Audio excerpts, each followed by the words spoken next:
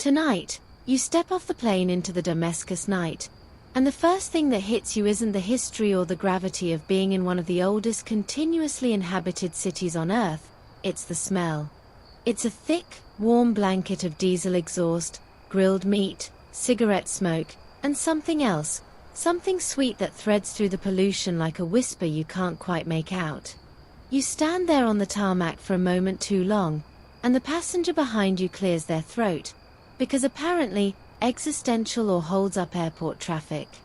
You shuffle forward, dragging your carry-on over the cracked tarmac, and by the time you reach the terminal doors, that sweet smell has already slipped away, replaced by the aggressive air conditioning and the fluorescent hum of arrivals.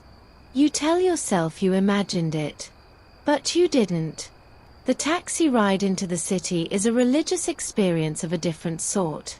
Your driver, a man named Tariq who communicates primarily through hand gestures and the occasional sigh at your complete inability to understand basic Arabic, weaves through traffic that seems to obey no known laws of physics or common sense.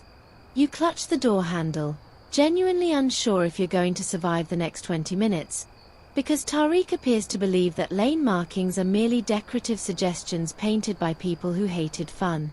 A donkey cart loaded with pomegranates cuts you off. Tariq shrugs. A Mercedes packed with 6 people blares its horn and swerves within inches of your side mirror. Tariq lights a cigarette. You realize, with a clarity that only comes when facing probable death in a foreign taxi, that you probably won't survive this particular adventure in one piece, but at least the obituary will sound interesting. The buildings rise around you, sand-colored and tired, some pockmarked with scars you don't want to think about too deeply. Satellite dishes cluster on every rooftop like technological barnacles. Laundry hangs from windows, flapping in the warm breeze, and children kick a soccer ball in a dusty lot between 2 apartment blocks that look like they've been standing since before your great-grandparents were born. Tariq takes a corner at what feels like a 45-degree angle, and you close your eyes, because what you can't see can't technically terrify you. When you open them again, you're in the old city. The change is immediate and absolute. The wide, chaotic avenues narrow into stone corridors barely wide enough for 2 people to pass shoulder to shoulder. The car can go no further. Tariq gestures vaguely down one of these alleyways, says something that might be a direction or might be an insult, and accepts your crumpled bills with the resigned air of a man who has long ago stopped expecting tourists to understand how tipping works. You step out of the taxi, your bags thumping onto the ancient stone, and the taxi disappears back into the modern world, leaving you alone in the medieval one. And there it is again. That smell. It's stronger here, freed from the competition of exhaust pipes and fast food. It curls around the corners of the stone buildings, drifts down from open windows, seeps out from behind wooden doors worn smooth by centuries of hands. It's floral, yes, but not in the aggressive, perfumey way of department store counters where women in white coats spray you whether you want it or not. This is gentler. It smells like something living, something that was picked this morning and crushed and transformed by human hands into liquid memory. You start walking, because that's what you're here to do. The alley opens into a small square, and suddenly you're surrounded by shops, tiny, cramped spaces overflowing with fabric, with spices, with hammered copper gleaming under hanging lanterns. A man sits cross-legged in a doorway, methodically threading beads onto string, and he glances up at you with the brief, assessing look of someone who has seen 10,000 tourists pass and expects you to be no more memorable than the rest. He's probably right. You're looking for something specific, though you couldn't name it yet. You've read the guidebooks, scrolled through the blogs, saved the Instagram posts about the best places to eat and the most photogenic ruins and the hotels with the best views. But none of them mentioned the smell. None of them warned you that Damascus doesn't just show itself to you. It seeps into your nose and your lungs and your memory before you've even had a chance to unpack your suitcase. A boy on a bicycle weaves past you. A tray of bread balanced on his head like it's the most natural thing in the world. An old woman in black gestures sharply at you to move aside, which you do, because she has approximately 60 years of seniority and the moral authority that comes with surviving that long in a place like this. You press yourself against the warm stone and watch her disappear into the maze, and you realize you have absolutely no idea where you're going, and that's perfectly fine. Because somewhere in this labyrinth, in one of these tiny shops tucked between a spice merchant and a textile dealer, someone is practicing an art that hasn't changed since the days when caravans carried silk and spices across deserts. Someone is coaxing the soul out of flowers, drop by precious drop, using nothing but fire, water, copper, and time. And that someone, if you can find them, might just let you watch. So, before you get comfortable, take a moment to like the video and subscribe, but only if you genuinely enjoy what I do here. Now, dim the lights, and let's ease into tonight's journey together. You step deeper into the alley, following your nose, and the scent grows stronger, pulling you forward like a thread through a labyrinth. Somewhere ahead, a copper pot is boiling, and roses are dying so that their ghosts can live forever in a bottle. You're about to learn how that happens, and why it matters, and why after all these centuries, no one has found a better way to capture a flower than to set it on fire and catch its tears. You wander deeper into the old city, and the alleyways begin to feel less like streets and more like veins, pulsing with the slow, ancient heartbeat of commerce. The stones beneath your feet aren't flat anymore. They're worn into gentle hollows by sandals and boots and hooves, by 10,000 pairs of feet that carried merchants and pilgrims and conquerors through these same passages. You stop for a moment, actually looking down, and you realize that you're standing in the ghost of a footprint worn into solid rock by someone who lived 1,000 years before your great-great-great-grandparents were even a gleam in anyone's eye. It's the kind of thought that makes you dizzy if you dwell on it too long, so you don't. You keep walking.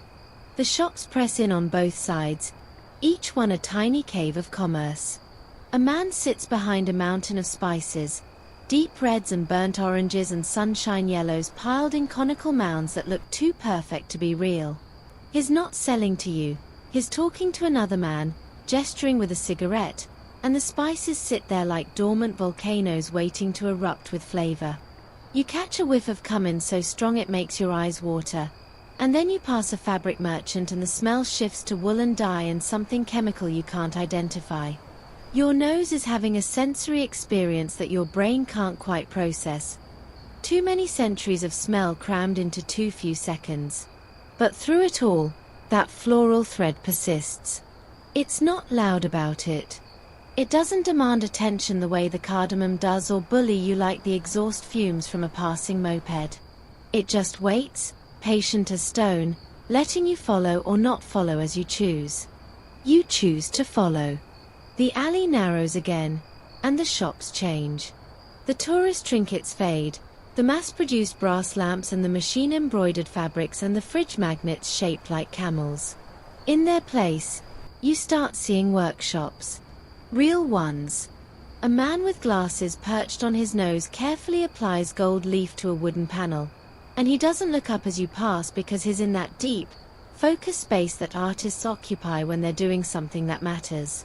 A woman sits in a doorway, her hands moving so fast you can barely track them, weaving thread into patterns that have names you don't know yet. And then, tucked between a carpenter and a man selling nothing but olives in various states of brine, you see it. No sign. No grand announcement. Just a doorway, slightly wider than the others, and through it, the gleam of copper. You pause at the threshold, because something about this place feels different.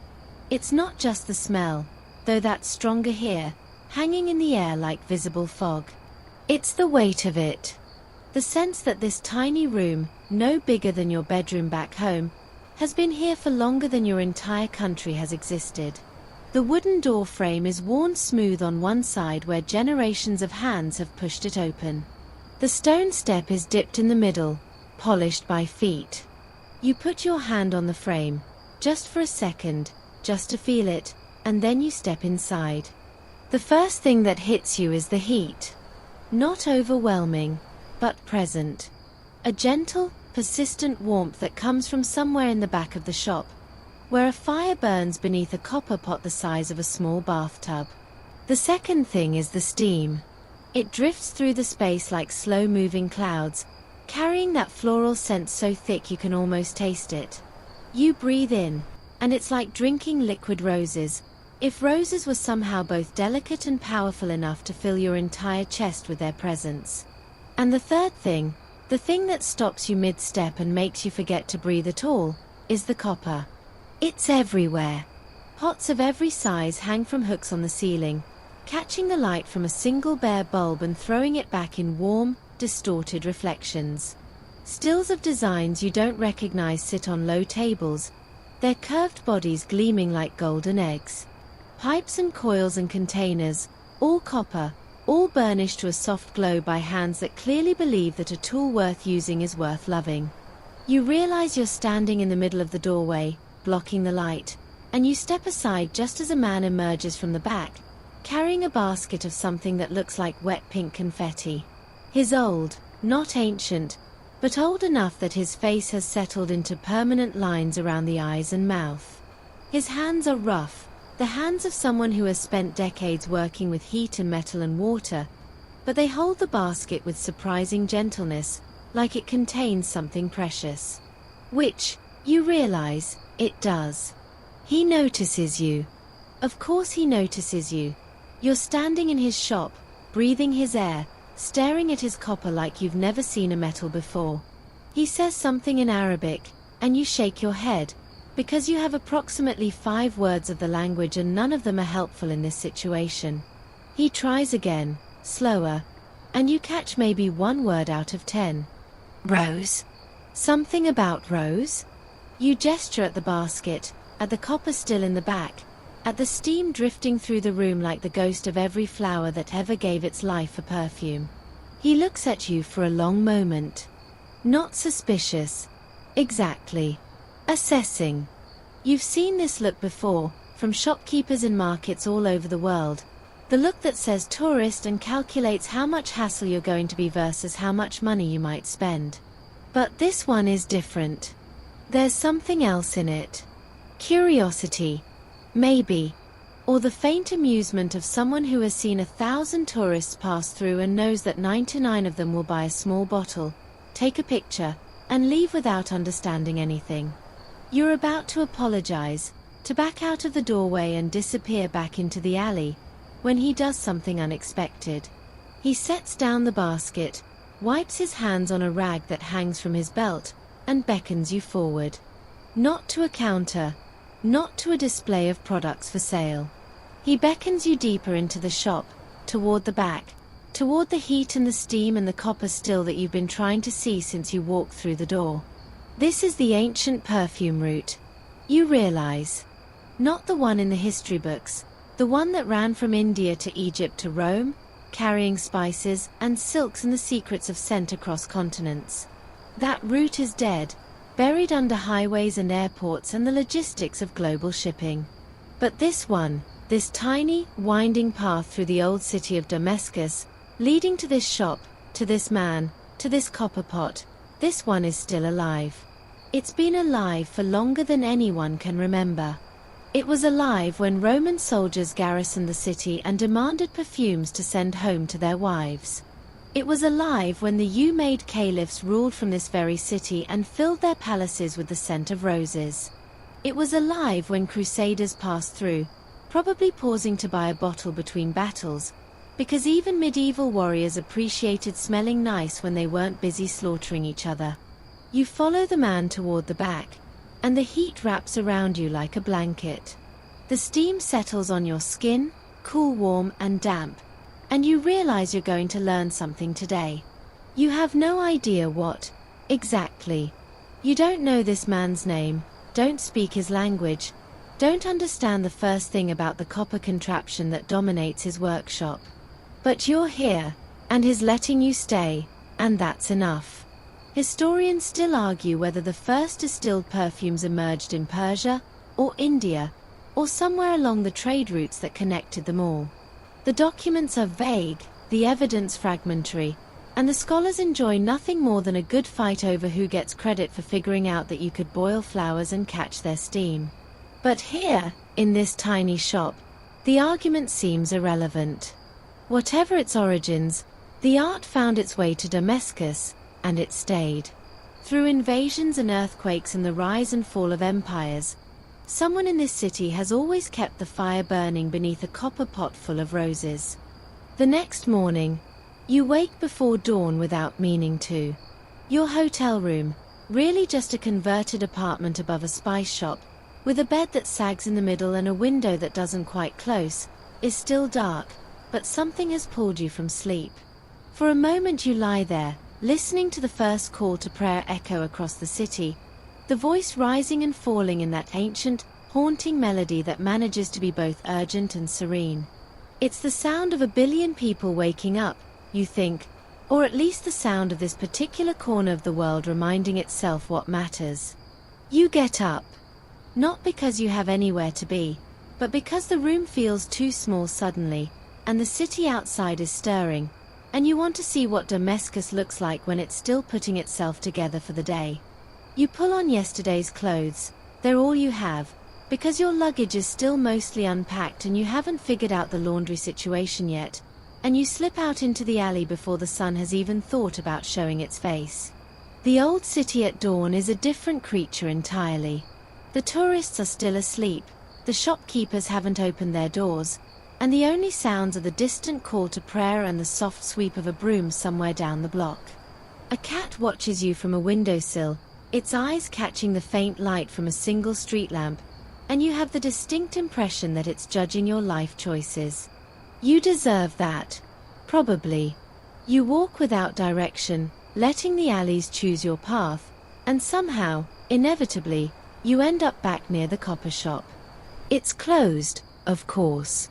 The wooden door is shut, the metal grate pulled across the front, and there's no sign of the old man or his roses. But you stand there for a moment anyway, because you can still smell it. Faint, but present. Like the memory of a flower clinging to the stones long after the petals have been swept away. And that's when you notice something else. Beyond the shop, past the end of the alley, there's a different kind of light.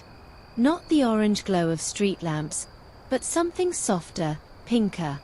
You walk toward it, because you're curious and because there's nothing else to do at this hour, and the alley opens onto a kind of overlook. Not a proper viewpoint, just a gap between buildings where the city falls away and you can see, for the first time, what lies beyond the walls. The Gauta. Or what's left of it. You've read about the Gauta. Every guidebook mentions it. Every history of Damascus lingers on it. For thousands of years, this fertile belt of farmland surrounded the city like a green embrace, providing food and shade and, most importantly, the roses. The famous damask rose, Rosa times Damascena, the flower that launched 1,000 perfumes and scented the bathwater of queens, grew here in such abundance that the entire region smelled like a garden in perpetual bloom. Medieval poets wrote about it. Travelers crossed continents specifically to see it. The Gauta wasn't just farmland. It was a legend. You look out at it now, and you try to imagine what that must have been like. A sea of pink, stretching for miles, so dense with flowers that the air would have been thick with their perfume. Thousands of workers moving through the fields at dawn, their baskets filling with petals before the sun could steal the essential oils. Caravans of donkeys and carts carrying the harvest back to the city, where hundreds of copper pots waited to transform petals into liquid gold. But that's not what you see. What you see is concrete. What you see is the city, spreading outward like a stain, swallowing the farmland one illegal construction at a time. Apartment blocks rise where rose bushes once grew. A highway cuts through what used to be fields. In the distance, you can make out the green, patches of it, stubborn and surviving. But they're islands now, surrounded by a sea of grey. The Gauta is dying. Has been dying for decades, really, choked by the city it once fed.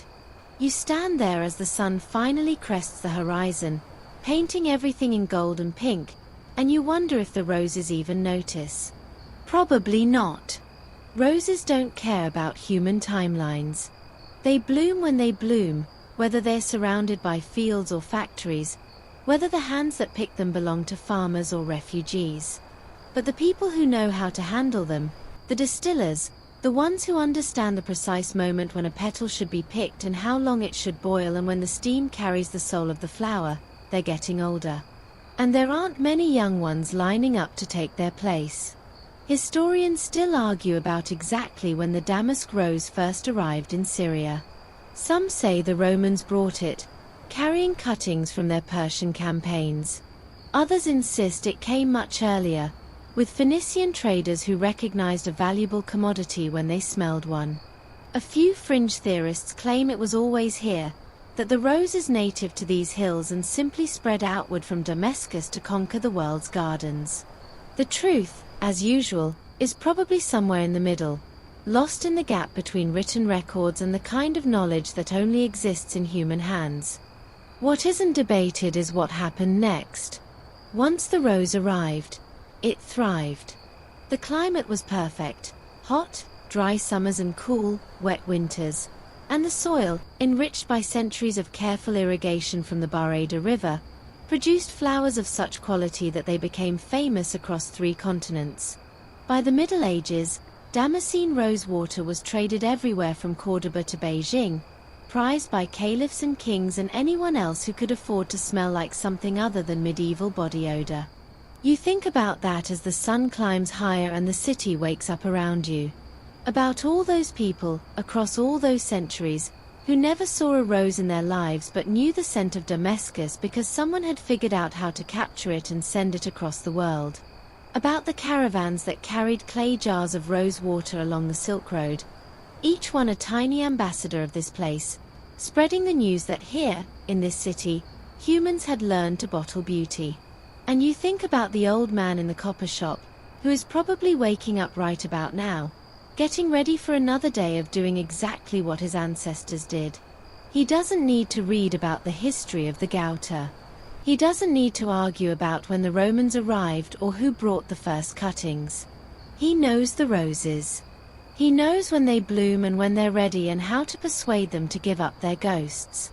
And he knows, better than any historian ever could, that the green outside the city walls is shrinking, and with it, something irreplaceable is being lost. You turn away from the overlook, back toward the alleys, back toward the shop that won't open for hours yet. But you don't go back to bed. Instead, you find a tiny cafe tucked between 2 fabric shops, where an old man serves you bitter coffee and a piece of bread that's still warm from the oven, and you sit there watching the city come to life, thinking about roses and ghosts and the things we lose without even noticing until they're gone. You find your way back to the copper shop in the early afternoon, when the sun has turned the alleyways into narrow ovens and everyone with any sense has retreated indoors. The wooden door is open this time, propped with a stone that's been there so long it's worn a groove in the threshold, and you can hear the soft hiss of steam from somewhere inside. You pause at the entrance, suddenly unsure of your welcome. Yesterday was chance, a momentary curiosity from a man who probably had better things to do. Today, you're choosing to return, and that feels different. More deliberate. More like an intrusion. But then he appears in the doorway, the same man, with the same assessing look, and this time, there's something almost like recognition in his eyes.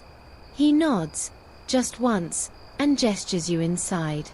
Not with words, because he's apparently decided that you're not worth the effort of conversation, but with a tilt of his head that says, "Come on, then, if you're going to stand there gaping." You follow him to the back of the shop, past the gleaming copper, past the baskets of dried petals that line the walls, past a small wooden table cluttered with bottles and funnels and cloths stained pink. He settles onto a low stool beside the still, the same copper pot you saw yesterday, still gently steaming, and gestures to another stool nearby. You sit. The stool is uncomfortably low and slightly wobbly, and you suspect it's been that way for decades and no one has ever bothered to fix it, because why would you fix something that still mostly works?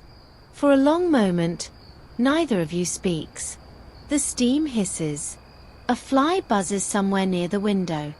The man stares at the copper pot like it contains the secrets of the universe, which, in a way, it does. You realize that you don't even know his name. You could ask, you suppose, but the words feel wrong somehow, too forward for this quiet space. So you sit in silence and wait. Finally, he speaks. Not to you. Exactly. More like his thinking out loud, and you happen to be in the room. "The rose," he says, and you're startled to realize his English is perfectly understandable, if heavily accented. "She does not care." You blink. "Sorry." He turns to look at you, and there's a glint in his eye that might be amusement or might be the reflection of the fire beneath the still. "The rose. She does not care about your problems. Your politics. Your wars." He waves a hand vaguely, encompassing everything beyond the shop walls. "She blooms when she blooms. 3 weeks. Maybe 4. That is all. The rest of the year, she sleeps. And you wait." You nod, because nodding seems safe. He's not wrong. You've read about the rose harvest, how the damask rose blooms for only a few weeks each spring, how the timing depends on weather and temperature and 1,000 variables no human can control, how entire industries hinge on getting those few weeks exactly right. But hearing it from someone who lives it is different. He's not describing a fact. He's describing a relationship. "My father," he continues, settling more comfortably on his stool, "he told me the roses decide when you wake up. Not the alarm. Not the sun. The roses. If they bloom early, you bloom early. If they wait, you wait. You argue with a rose, you lose." He shrugs, a philosophical acceptance of floral tyranny that you find oddly charming. "So, you learn to listen." This, you realize, is the heart of it. Everything you've read about distillation, the temperatures and the timings and the technical specifications, all of that is secondary to something much simpler and much harder to explain. The rose tells you when it's ready. Not in words, obviously, but in signs that only decades of attention can teach you to read. The tightness of the bud. The intensity of the color. The way the petals feel between your fingers at different times of day. The scent, subtle but unmistakable, that tells you the essential oils have reached their peak and are waiting, impatiently, to be released. "My grandfather," the man says, and his voice softens slightly, "he could smell the harvest coming. 3 days before. He would walk through the fields and just know." He shakes his head. "I never learned that. Too much cigarette. Maybe. Or maybe that knowledge, it dies with him." This happens. Historians still argue whether the great perfume houses of Europe ever truly understood what they were buying from Damascus. The records show that by the 19th century, French and British companies were importing tons of Damascene rose oil every year, paying prices that made local merchants very rich and local farmers very poor. But the buyers in Grasse and London never saw the roses. Never stood in the fields at dawn. Never sat on a wobbly stool beside a copper still and watched a man who learned from his father who learned from his grandfather. They bought a product. They didn't buy the knowledge. And that knowledge, the kind that can't be written down, can't be taught in a manual, can't be transferred except through years of silent apprenticeship, that's what's really at risk here. The roses will keep blooming, probably. They're stubborn that way. But the people who know what to do with them? That's a different story. "My son," the man says, and you notice he doesn't look at you when he says it. "He works in Dubai. Computers. Very good money. He sends me pictures of his apartment. Very tall. Very clean." He pauses. He does not want to learn the roses. There's no bitterness in his voice. Just a statement of fact, delivered with the same flat acceptance he used to describe the rose's indifference to human affairs. His son has made a choice, and who is he to argue? The boy works in a tall, clean building and sends money home and probably smells like whatever cologne they sell in Dubai airports, which is almost certainly not rose water. He has escaped the heat and the uncertainty and the absolute tyranny of a flower that blooms when it blooms and makes you wait the rest of the year. But someone has to stay. Someone has to sit on the wobbly stool and watch the copper pot and listen for the signs that no manual can teach. Someone has to keep the fire burning, literally and metaphorically, so that when the roses bloom, there's still someone who remembers what to do with them. You look around the shop, at the copper gleaming in the dim light, at the baskets of dried petals, at the bottles of rose water lined up on a high shelf like soldiers waiting for orders, and you wonder how many more years this can continue. Not forever, that's certain. Nothing is forever, not even Damascus, which has already outlasted empires and will probably outlast a few more. But the art of distillation, the gentle, patient craft of turning flowers into liquid, that feels more fragile somehow. More dependent on individual hands and eyes and noses. More easily lost. The man stands suddenly, stretching his back with a series of pops that make you wince in sympathy. "You want to see?" he asks, and for a moment you're not sure what he means. See what? The shop? The still? The bottles on the shelf? But is already moving, heading toward a door at the back of the room that you hadn't noticed before, half hidden behind stacks of baskets. He pushes it open, and a different kind of light spills through, brighter, more golden. Beyond it, you catch a glimpse of green. You stand and follow, because that's what you're here for. To see. To learn. To sit on wobbly stools and listen to old men talk about roses and suns in Dubai and knowledge that dies when the last person who carries it finally sets down their tools. You step through the doorway, and the shop disappears behind you, and you find yourself in a tiny courtyard, barely large enough to turn around in, but absolutely packed with life. Pots of roses line every wall, their blooms heavy and fragrant. A pomegranate tree twists toward the sun from a corner, its branches laden with fruit that isn't quite ready yet. A small fountain, long dry, sits in the center, its basin filled with more pots, more flowers, more green.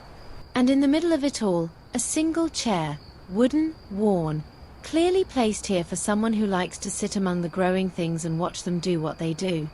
The man gestures at the roses, at the tiny courtyard, at the sky visible in a narrow strip above. "This," he says, "is where I learn to listen." You wake in darkness, and for a confused moment you don't know where you are. The bed sags beneath you, the unfamiliar ceiling hovers above, and somewhere in the distance a rooster is absolutely losing its mind about something. Then it all comes back. Damascus, the old city, the copper shop, the old man who told you to be at his door before the sun even thinks about rising. You fumble for your phone and squint at the screen. 3 in the morning. The time you set on your alarm before you went to bed, because the old man was very specific. The roses wait for no one. Not even tourists. You groan. You're not a morning person. You've never been a morning person. Back home, 3 in the morning is the time you're just getting to bed after a night of bad decisions. Not the time you're dragging yourself upright to go watch someone boil flowers. But you're here, and you agreed, and the old man's face when he said it suggested that showing up late wasn't really an option. So you swing your legs out of bed, pull on clothes that you hope don't smell too much like yesterday, and stumble out into the Damascus night. The city at 3 in the morning is a different animal entirely. The call to prayer won't come for hours yet, the shops are all shuttered, and the only sounds are the distant bark of dogs and the soft scuttle of something. You really hope it's a cat, in the shadows. The air is cool in a way it won't be again until night falls, and you can actually breathe without feeling like you're inhaling through a hairdryer. You walk through the empty alleys, your footsteps echoing off stone that has heard a million footsteps before yours, and you think about all the other people who have made this walk at this hour. Farmers heading to the fields. Merchants opening their shops. Distillers going to tend their fires. You're just the latest in an unbroken line stretching back to before anyone thought to write things down. The copper shop is dark when you arrive, and for a terrible moment you think you've gotten the time wrong, or the day, or maybe the old man was just being polite and never expected you to actually show up. But then a light flickers in the back, and the door creaks open, and there he is, looking somehow more alert at 3 in the morning than you do at 3 in the afternoon. He nods, once, and gestures you inside. "Come," he says. "The fields are waiting." You follow him through the shop, past the sleeping copper stills, out the back door into the tiny courtyard. But instead of stopping among the potted roses, he leads you to a gate you hadn't noticed before, half hidden behind the pomegranate tree. It opens onto a narrow passage that winds between buildings, and beyond that, surprisingly, suddenly, you're in the Gauta. Or at least, what's left of it. The path opens onto a dirt track that runs between fields, real fields, not the concrete you saw from the overlook. Rows of rose bushes stretch away into the darkness, their shapes just visible in the faint starlight. The air is thick with scent, even now, even before the sun has touched them. You breathe in and it's like inhaling the ghost of every flower that ever bloomed here, layered over centuries until the smell has become part of the soil itself. The old man doesn't pause to admire the view. He's already moving down the track, toward a cluster of figures you can just make out in the distance. You hurry to catch up, your feet slipping slightly on the damp earth. Because it's damp, you realize suddenly that the ground is wet, that someone has been here already, that the irrigation channels running between the rows are still trickling with water. "The roses," the old man says, not looking back, "they drink at night. During the day, the water, it evaporates too fast. Wasted. So we water when they sleep." He pauses, considering. "Or we sleep when they water. Depends how you look at it." The figures resolve into people as you get closer. Women mostly, some men, all carrying baskets and moving with the slow, deliberate pace of those who have done this 1,000 times before. They're already working, their hands moving through the bushes, plucking blooms with a speed and precision that seems almost mechanical. You watch as one woman's fingers dart forward, select a flower, snap it off at the stem, drop it in her basket, all in less than 2 seconds. She doesn't look at what she's doing. She doesn't need to. Her hands know. The old man hands you a basket. It's larger than you expected, and lighter, made of some kind of woven palm frond that flexes slightly when you hold it. "You pick," he says. "Like this." He demonstrates, moving to a nearby bush and showing you how to grip the bloom just below the petals, how to twist and pull so the stem breaks cleanly, how to drop it without looking. Only the ones fully open. Not the buds. Not the ones with brown. The rose, she tells you when she's ready. You nod, because nodding is what you do when you have no idea what you're doing. You approach a bush, reach for a likely-looking flower, and immediately stab your finger on a thorn. You hiss and suck at the wound, and the old man watches with an expression that might be sympathy but is probably amusement. He doesn't say anything. He doesn't need to. The rose has spoken, and she said not like that. You try again, more carefully this time, and manage to extract a bloom without drawing blood. It's beautiful. Layers of pink petals so delicate they're almost translucent, curling inward toward a center you can't quite see. You bring it to your nose and inhale, and for a moment, everything else disappears. The darkness, the cold, the thorn wound on your finger, none of it matters. There's only this smell, this impossible, overwhelming, perfect smell. And you understand suddenly why people have been doing this for thousands of years. Not for money, not for trade, not for any of the practical reasons that fill history books. For this. For the moment when a rose you picked with your own hands tells you, in a language older than words, that beauty is real and you can hold it. Then the old man clears his throat, and you realize you've been standing there sniffing a flower while everyone else is actually working. You drop it in your basket and reach for another. The hours that follow blur together. You pick and you pick and you pick. Your fingers learning the rhythm even as your back protests and your knees complain and your mind wanders to strange places. You think about all the roses you've ignored in your life, the ones in gardens you walked past, the ones in bouquets you barely glanced at, the ones whose crushed petals you stepped on without a second thought. You think about how many flowers it takes to make a single bottle of rose water, the old man told you earlier, but you've already forgotten the number because it was absurdly large and you were distracted by a thorn. You think about the women working silently beside you, who have been doing this since before you were born and will keep doing it long after you've gone back to wherever you came from, and you wonder what they think about as their hands move through the bushes. Probably not philosophical musings on the nature of beauty. Probably more practical things. What's for breakfast? Whether the children are awake yet. How much longer until the sun comes up and makes everything hotter and harder? Because the sun does come up. Eventually. Slowly at first, a faint graying in the east that you barely notice until suddenly you can see the faces of the people around you. Then faster, the sky shifting through shade you don't have names for, until finally the sun itself breaks the horizon and the world turns golden. And with the light comes heat. You feel it almost immediately, a warmth that settles on your skin and stays there, promising to get much worse before it gets better. The old man appears beside you, apparently from nowhere. He looks at your basket, maybe a quarter full, if you're being generous, and then at the baskets of the women, which are overflowing. He doesn't comment. He doesn't need to. Enough, he says. The roses, they lose their oil when the sun is high. We go now. You follow him back along the dirt track, through the gate, past the courtyard, into the shop. Your arms ache. Your back hurts. Your fingers are stained pink and decorated with a dozen small cuts you didn't notice acquiring. You're exhausted in a way that has nothing to do with sleep and everything to do with using muscles you forgot you had.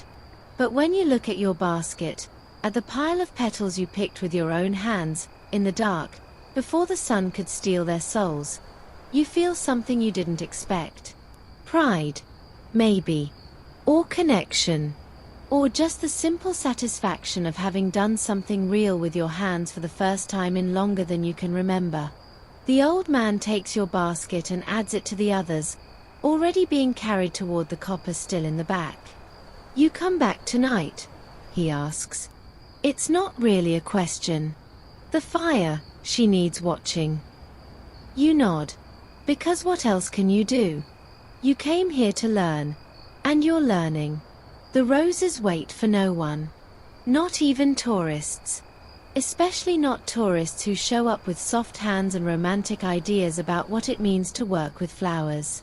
You haul the baskets through the narrow streets, and by haul you mean stagger under the weight while trying not to drop any petals and also not to fall on your face in front of half the neighborhood. The baskets are heavier than they look. Much heavier. The damp petals have settled and compressed during the walk back, and what started as a manageable armful has become something that makes your shoulders scream and your lower back question every life choice that led you to this moment. You switch arms every 30 seconds, which helps exactly none, and you're pretty sure you've developed a permanent stoop. The old man, meanwhile, carries his basket like it's filled with feathers. He walks ahead of you, his pace steady, his breathing calm, and he doesn't look back to check if you're still alive. Either he has complete faith in your abilities, or he simply doesn't care whether a tourist with soft hands makes it to the shop with his roses. You suspect the latter, but you're too busy suffering to feel offended. The alleyways are waking up now. A baker is pulling flatbread from a cylindrical oven that looks like it hasn't been cleaned since the Ottoman period, and the smell makes your stomach growl despite the fact that you're pretty sure you've never been less hungry in your life. A group of children chase each other past you, nearly sending your basket flying, and their mother shouts something from a doorway that you hope is an apology but suspect is actually a comment about foreigners who can't even carry a basket properly. A man on a motorcycle weaves through the narrow space, forcing you to press yourself against a wall, and you catch a glimpse of your reflection in a shop window. You look terrible. Hair plastered to your forehead, shirt soaked with sweat, face streaked with something that might be dirt or might be pollen or might be the combined residue of 1,000 roses slowly killing you. You've never been happier. Because here's the thing about suffering for something. It makes it real. If you'd just shown up at the shop and bought a bottle of rose water, you'd have a nice souvenir and a story to tell at dinner parties. But now? Now you've earned it. Now every drop of that liquid carries the memory of your aching back and your scratched fingers and the absurd how you dragged yourself out of bed to stand in a field and compete with professionals who could pick roses in their sleep. You'll never smell rose water again without remembering this walk, this wait, this ridiculous, wonderful, terrible morning. You finally reach the shop, and you're so focused on not dropping your basket that you almost miss the transformation that's happened since you left. The back room, where the still sits, is now fully lit and fully active. The fire beneath the copper pot is burning properly, not just smoldering, and the steam that rises from it is thick enough to taste. Another man, younger, with the same family resemblance around the eyes, is tending the fire, adding wood and adjusting vents with the casual expertise of someone who has been doing this since he could walk. He glances up as you enter, takes in your disheveled state, and returns to his work without comment. You've clearly provided him with amusement that will last for weeks. The old man directs you to a low table where the baskets are being emptied, their contents dumped into a growing mountain of petals. You set your basket down with a groan of relief, and for a moment you just stand there, flexing your fingers, rolling your shoulders, wondering if you'll ever feel normal again. Then the old man hands you another basket, empty this time, and gestures toward the pile. "We wash," he says. "Not too much. The rose, she does not like to swim." You learn that washing roses is not the gentle, romantic process you might imagine. It's practical, efficient, and slightly rough. You scoop petals into your basket, carry them to a large basin of water that sits in the corner, and dunk them. Briefly, gently, just enough to remove the dust and any insects that hitched a ride from the fields. Then you lift the basket, let it drain, and carry the damp petals to the still, where the younger man takes them and packs them into the copper pot. Layer after layer, pressed down but not too tight, because the steam needs room to move through them, to find its way between the petals and carry their essence upward and out through the pipe that curves like a question mark into a waiting container. You do this over and over. Scoop, dunk, drain, carry. Scoop, dunk, drain, carry. The pile of unwashed petals shrinks, the copper pot fills. Your arms, which had just stopped screaming from the walk, start screaming again. Your fingers prune. Your back, which you'd forgotten about in the relief of setting down the basket, reminds you that it exists and is not happy about it. And through it all, the old man watches. He doesn't help, that's not his role, you realize. His role is to oversee, to correct, to notice the small things that someone who hasn't been doing this for 50 years would miss. He notices that you're packing the petals too tightly in one batch, and he reaches over to fluff them without a word. He notices that you've let one basket drain too long, and he gestures toward the water with a tilt of his head. He doesn't explain why. He just adjusts, corrects, guides. Like a sculptor with clay, or a conductor with an orchestra, or a parent with a child who's about to touch a hot stove. Historians still argue about when exactly the process of steam distillation was first applied to flowers. The basic principle, heating something to release its essence, then capturing and condensing the vapor, was known to the ancient Greeks, who used it to make perfumes from herbs and spices. But roses are different. More delicate. More demanding. The jump from distilling lavender to distilling roses wasn't just a small step. It was a revolution in patience and precision. Too hot, and you burn the petals, ruining the scent. Too cold, and you get nothing but watery disappointment. Too fast, and the essential oils don't have time to separate. Too slow, and you waste fuel and time and the precious, limited window of the harvest. Someone, somewhere, figured it out. Probably not one person, but many, over generations, each building on the mistakes and discoveries of those who came before. And the knowledge they developed, the exact temperature, the precise timing, the subtle signs that tell you when the distillation is working and when it's failing, that knowledge was never written down. It couldn't be. It lives in hands and eyes and noses, in the kind of knowing that only comes from doing something 1,000 times until you don't have to think about it anymore. You think about this as you work. About all the people who have done exactly what you're doing now, in this same city, maybe even this same room. About the hands that built this copper still, and the hands that repaired it, and the hands that will repair it again long after yours are dust. About the roses that gave their lives for this moment, and the roses that will give their lives next year, and the year after that, as long as someone remembers how to ask them properly. The younger man, you learn his name is Tarek, when the old man finally introduces you, packs the last of the petals into the still and seals the lid.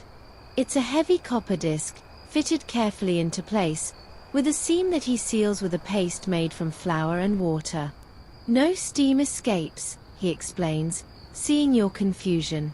Except through the pipe. That's the whole point. You nod, because you're starting to understand that nodding is the appropriate response to most situations here. The fire crackles beneath the pot. The water inside, you can't see it, but you know it's there, waiting to boil, waiting to become steam, waiting to rise through the layers of petals and carry their ghost into the pipe and then into the container where it will cool and condense and become something new.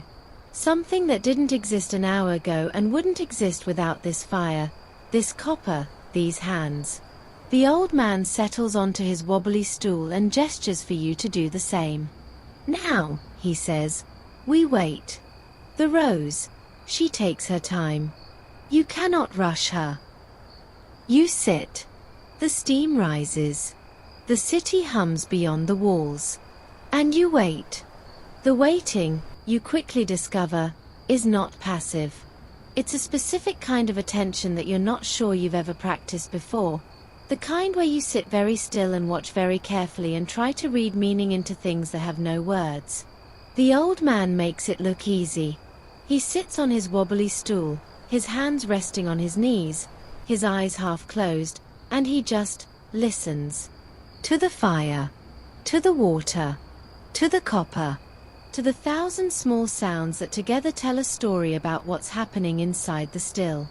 You try to do the same, but your mind keeps wandering. You think about breakfast, which you haven't had. You think about your phone, which is in your pocket and probably has messages you should answer. You think about the flight home, which is still days away but feels somehow imminent now that you're sitting still and not actively distracting yourself with activity. You shift on your stool, trying to find a position that doesn't make your back hurt, and the old man opens one eye and looks at you. The rose, he says. She knows when you are impatient. She waits longer. You're not sure if this is philosophy or physics, but you suspect it's both. You force yourself to sit still, to focus on the sounds, to try to hear what he hears. And slowly, gradually, you start to notice things you missed before. The way the fire's crackle changes pitch when Tarek adds more wood. The way the copper pot itself seems to breathe, expanding and contracting with the heat. The way the water inside, you can't see it, but you can hear it, a deep, liquid rumble that's different from the sound of the city outside. And above it all, the soft hiss of steam moving through the pipe, invisible and inevitable, carrying the soul of the roses toward its destination. The pipe, you notice, is the most interesting part of the whole apparatus. It rises from the top of the still, curves gently, then descends into a separate container. a smaller copper pot that sits in a basin of cold water. This, you realize, is where the magic happens. The steam rises, carrying the volatile essential oils from the petals. It travels through the pipe, and as it enters the cooler container, it condenses back into liquid. But not the same liquid it started as. This liquid is something new. Something that contains the water that was in the pot, yes, but also the essence of the roses, captured and concentrated and transformed by the journey. Historians still argue about who first understood this principle well enough to apply it to flowers. Some point to Avicenna, the Persian polymath who wrote extensively about distillation in the 11th century and is often credited with perfecting the process for rose water. Others argue that the technique is older, that Avicenna was simply documenting something that had been practiced for centuries in the perfumeries of Persia and Syria. The truth, as usual, is probably somewhere in the middle. Avicenna may not have invented rose distillation, but he certainly helped spread the knowledge, writing in his medical texts about the therapeutic properties of rose water and the best methods for producing it. But sitting here, watching the slow drip of condensed liquid emerge from the pipe, you realize that all of that history is just background. What matters is this moment. This fire. This copper. These roses that you picked yourself, just hours ago, in the dark before dawn. The first drops are starting to collect in a small glass container that Tarek has placed beneath the pipe's outlet. Just a few drops at first, then a thin, steady stream. The liquid is clear, like water, but you can already smell it, even from where you're sitting. It fills the room with something that's both familiar and utterly new. You've smelled roses before. Everyone has. But you've never smelled this. The old man rises from his stool and moves to examine the collecting liquid. He dips a finger in, brings it to his lips, tastes, nods, gestures for you to do the same. You approach the still like you're approaching something sacred, which, in a way, you are. The heat radiates from the copper, warming your face. The steam carries that impossible scent, so thick you can almost see it. You dip your finger into the collected liquid. It's warm, warmer than you expected, and bring it to your lips. And for a moment, you forget to breathe. It's not like any rose you've ever encountered. It's more concentrated, more intense, but also somehow more delicate. There's a sweetness there, but not the artificial sweetness of commercial perfumes. There's a floral quality, obviously, but it's layered with something else, something green, something almost spicy, something that makes you think of earth and rain and the specific way a garden smells after a summer storm. And beneath it all, a faint bitterness that keeps the sweetness from becoming cloying, that reminds you that this liquid came from something living, something that grew in dirt and struggled against pests and weather and the simple difficulty of being alive. You look at the old man, and you realize your eyes are slightly wet. From the steam. Probably. Definitely from the steam. He smiles, the first real smile you've seen from him, and nods. The first time, he says. Always like this. Even for me, and I have done this maybe 10,000 times. He gestures at the still, at the dripping liquid, at the roses that gave their lives for this moment. She does not get old, this feeling. The rose. She reminds you why you wake up early. You nod, because you can't speak yet. Your throat is doing something complicated, and your brain is trying to process an experience that has no category in your mental filing system. You've tasted things before. You've smelled things before. But this is different. This is tasting a memory you didn't know you had. This is smelling something that connects you to every human being who ever stood before a copper still and watched roses become something more than roses. Tarek appears beside you, holding a small glass vial. He dips it into the collected liquid, filling it carefully, then hands it to you. For you, he says. To remember. You take the vial, and it's warm in your hand, warm with the heat of the distillation, warm with the life that just left the roses and entered this new form. You hold it up to the light, and the liquid catches the glow from the fire, turning golden for just a moment before settling back to clear. There are no words for this.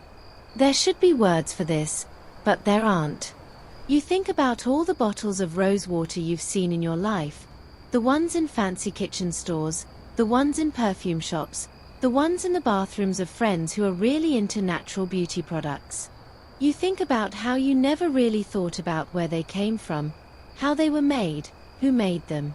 You think about how easy it is to forget that everything comes from somewhere, that every product carries within it the labor of hands you'll never see and the sacrifice of living things that never had a choice. And you think about how you'll never be able to forget that now. Every time you smell roses, for the rest of your life, you'll remember this room, this fire, this old man on his wobbly stool. This moment when you tasted something that tasted like 10,000 years of human stubbornness, human ingenuity, human refusal to accept that beauty is fleeting and cannot be captured. But it can be captured. That's what you're watching. That's what you're holding in your hand. Beauty. Captured. The ghost of roses, persuaded to stay a little longer, to linger in liquid form, to wait for someone to open a bottle and release it back into the world. The old man returns to his stool, and you return to yours, and the three of you sit in silence, watching the slow drip of liquid gold, as the fire crackles and the steam hisses and the city goes about its business beyond the walls. No one speaks. No one needs to. The roses are speaking for themselves. You dab the hot liquid onto your wrist, right where you'd spray perfume if you were the kind of person who wore perfume, which you're not. Or weren't. You're reconsidering a lot of things today. The rose water is still warm from the condensation, and it sits on your skin like a living thing, radiating scent outward in waves that seem to multiply rather than fade. You bring your wrist to your nose, inhale, and for the second time today, your brain does that thing where it temporarily forgets how to process sensory input. This is not the rose scent you know. This is not the rose of department store perfumes, which always smell a little like they're trying too hard, like they're compensating for something.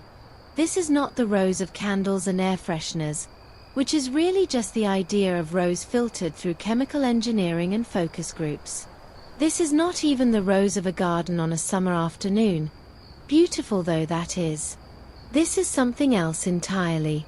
It's as if every rose you've ever encountered was a photograph, and this is the living landscape. The depth is staggering. You close your eyes and suddenly you're not in a copper shop in Damascus anymore. You're in the field at dawn, before the sun rose, when the flowers were still heavy with dew and the air was cool and everything was possible. You're standing among the bushes, your fingers stained pink, your back aching, your mind empty of everything except the simple rhythm of pick and drop, pick and drop. You're smelling the roses as they were meant to be smelled, not as a single note but as a symphony, the green of the leaves, the damp of the earth, the faint spice of something growing nearby, the sweetness of the petals themselves, and beneath it all, a deep, almost musky undertone that you can't quite place but can't ignore. You open your eyes. The old man is watching you, and for once, he's not hiding his amusement. You see, he says, the rose water you buy in the store? It is not this. He gestures at the still, at the dripping liquid, at your wrist. That is the ghost. This is the rose. You nod, because nodding is all you can do. He's right, of course. Every commercial rose product you've ever used was a pale imitation, a chemical approximation, a souvenir from a place the manufacturers had never actually visited. They took the idea of rose, the concept, the marketing angle, and built a scent around it using molecules synthesized in laboratories and tested on focus groups. The result smells like roses the way a photograph of a meal tastes like dinner. It's a reference, not an experience. But this? This is the experience. This is what the Crusaders smelled when they returned from the Holy Land with tales of Arabian perfumes that made European attempts seem like pig swill by comparison. This is what the Ottoman sultans demanded in their palaces, what the Persian poets wrote odes about, what the Roman empresses soaked in before receiving visitors. This is the original, the archetype, the thing that every other rose scent is trying and failing to be. You dab your wrist again, just because you can, and the scent blooms anew. It's almost overwhelming in its complexity. You start trying to pick out individual notes, a tactic you've seen wine tasters use on television, but you quickly realize you're out of your depth. There's something citrusy in there, maybe? Or is that just the brightness of the rose itself? There's something almost honey-like, but not sweet exactly, more like the memory of sweetness. There's something green and sharp that cuts through the floral richness and keeps it from becoming cloying. And underneath, that musky, almost animal note that you can't identify but can't ignore. The oil, the old man says, seeing your confusion. The essential oil. It floats on top of the water. Very little. Very precious. What you smell is both, the water and the oil together. If you could smell only the oil, it would be too strong. Too much. You would not like it. The water makes it gentle. Makes it last. You look at the collecting vessel, and now that he mentions it, you can see a thin film on the surface of the liquid, almost invisible, but catching the light differently, shimmering slightly as the liquid moves. That's the essential oil. The true essence of the roses. And there's so little of it. You think about the baskets of petals you hauled through the streets, the hours of picking, the fire, and the waiting and the careful attention, all for a few drops of oil floating on a pool of scented water. It seems absurd. It seems like the most absurd thing you've ever encountered. And yet, here you are, dabbing it on your wrist like it's the most natural thing in the world. Because in this place, at this moment, it is. Historians still argue about the exact moment when distilled rose water became a commodity rather than a local specialty. Some point to the Crusades, when European soldiers returned home with tales of Arabian luxuries and created a demand that merchants were happy to fill. Others cite the rise of Islam, which spread the knowledge and practice of perfumery across a vast territory, from Spain to India, creating a unified market for luxury goods. A few romantic souls insist it was always a commodity, that the roses of Damascus were being shipped across the known world centuries before anyone in Europe even knew the city existed. The truth, as usual, is probably messier. Trade routes don't switch on and off like light bulbs. They develop slowly, over generations, as merchants find new markets and customers develop new tastes. By the time the first European travelers wrote about Damascene rose water, it had probably been circulating in limited quantities for centuries, carried by Jewish and Arab merchants who understood that some things are worth more than their weight in gold. You think about this as the scent on your wrist slowly fades, not disappearing entirely but settling into something more subtle, more intimate. It's not gone, it's just become part of you, for now, until you wash it off or it evaporates completely. And that's the thing about rose water, you realize. It doesn't last forever. It can't. The essential oils are volatile, which is a fancy way of saying they're eager to leave, to return to the air, to stop being liquid and start being scent again. The bottle you're holding contains a temporary truce between the rose and the world, a brief pause in the flower's inevitable return to the atmosphere. But for now, for this moment, the truce holds. You hold your wrist to your nose again, and the scent is still there, quieter now, but present. It smells like morning. It smells like work. It smells like something you made with your own hands, even if all you really did was carry baskets and sit on a wobbly stool. It smells like Damascus. The old man stands and stretches, his joints popping in a symphony of age. Enough for today, he says. Tomorrow, we do again. The roses, they do not stop blooming just because you are tired. You nod, because of course they don't. The roses don't care about your exhaustion or your aching back or your desperate need for a shower and a nap. They bloom when they bloom, And if you want their essence, you have to be there when they do. It's not a negotiation. It's not even a request.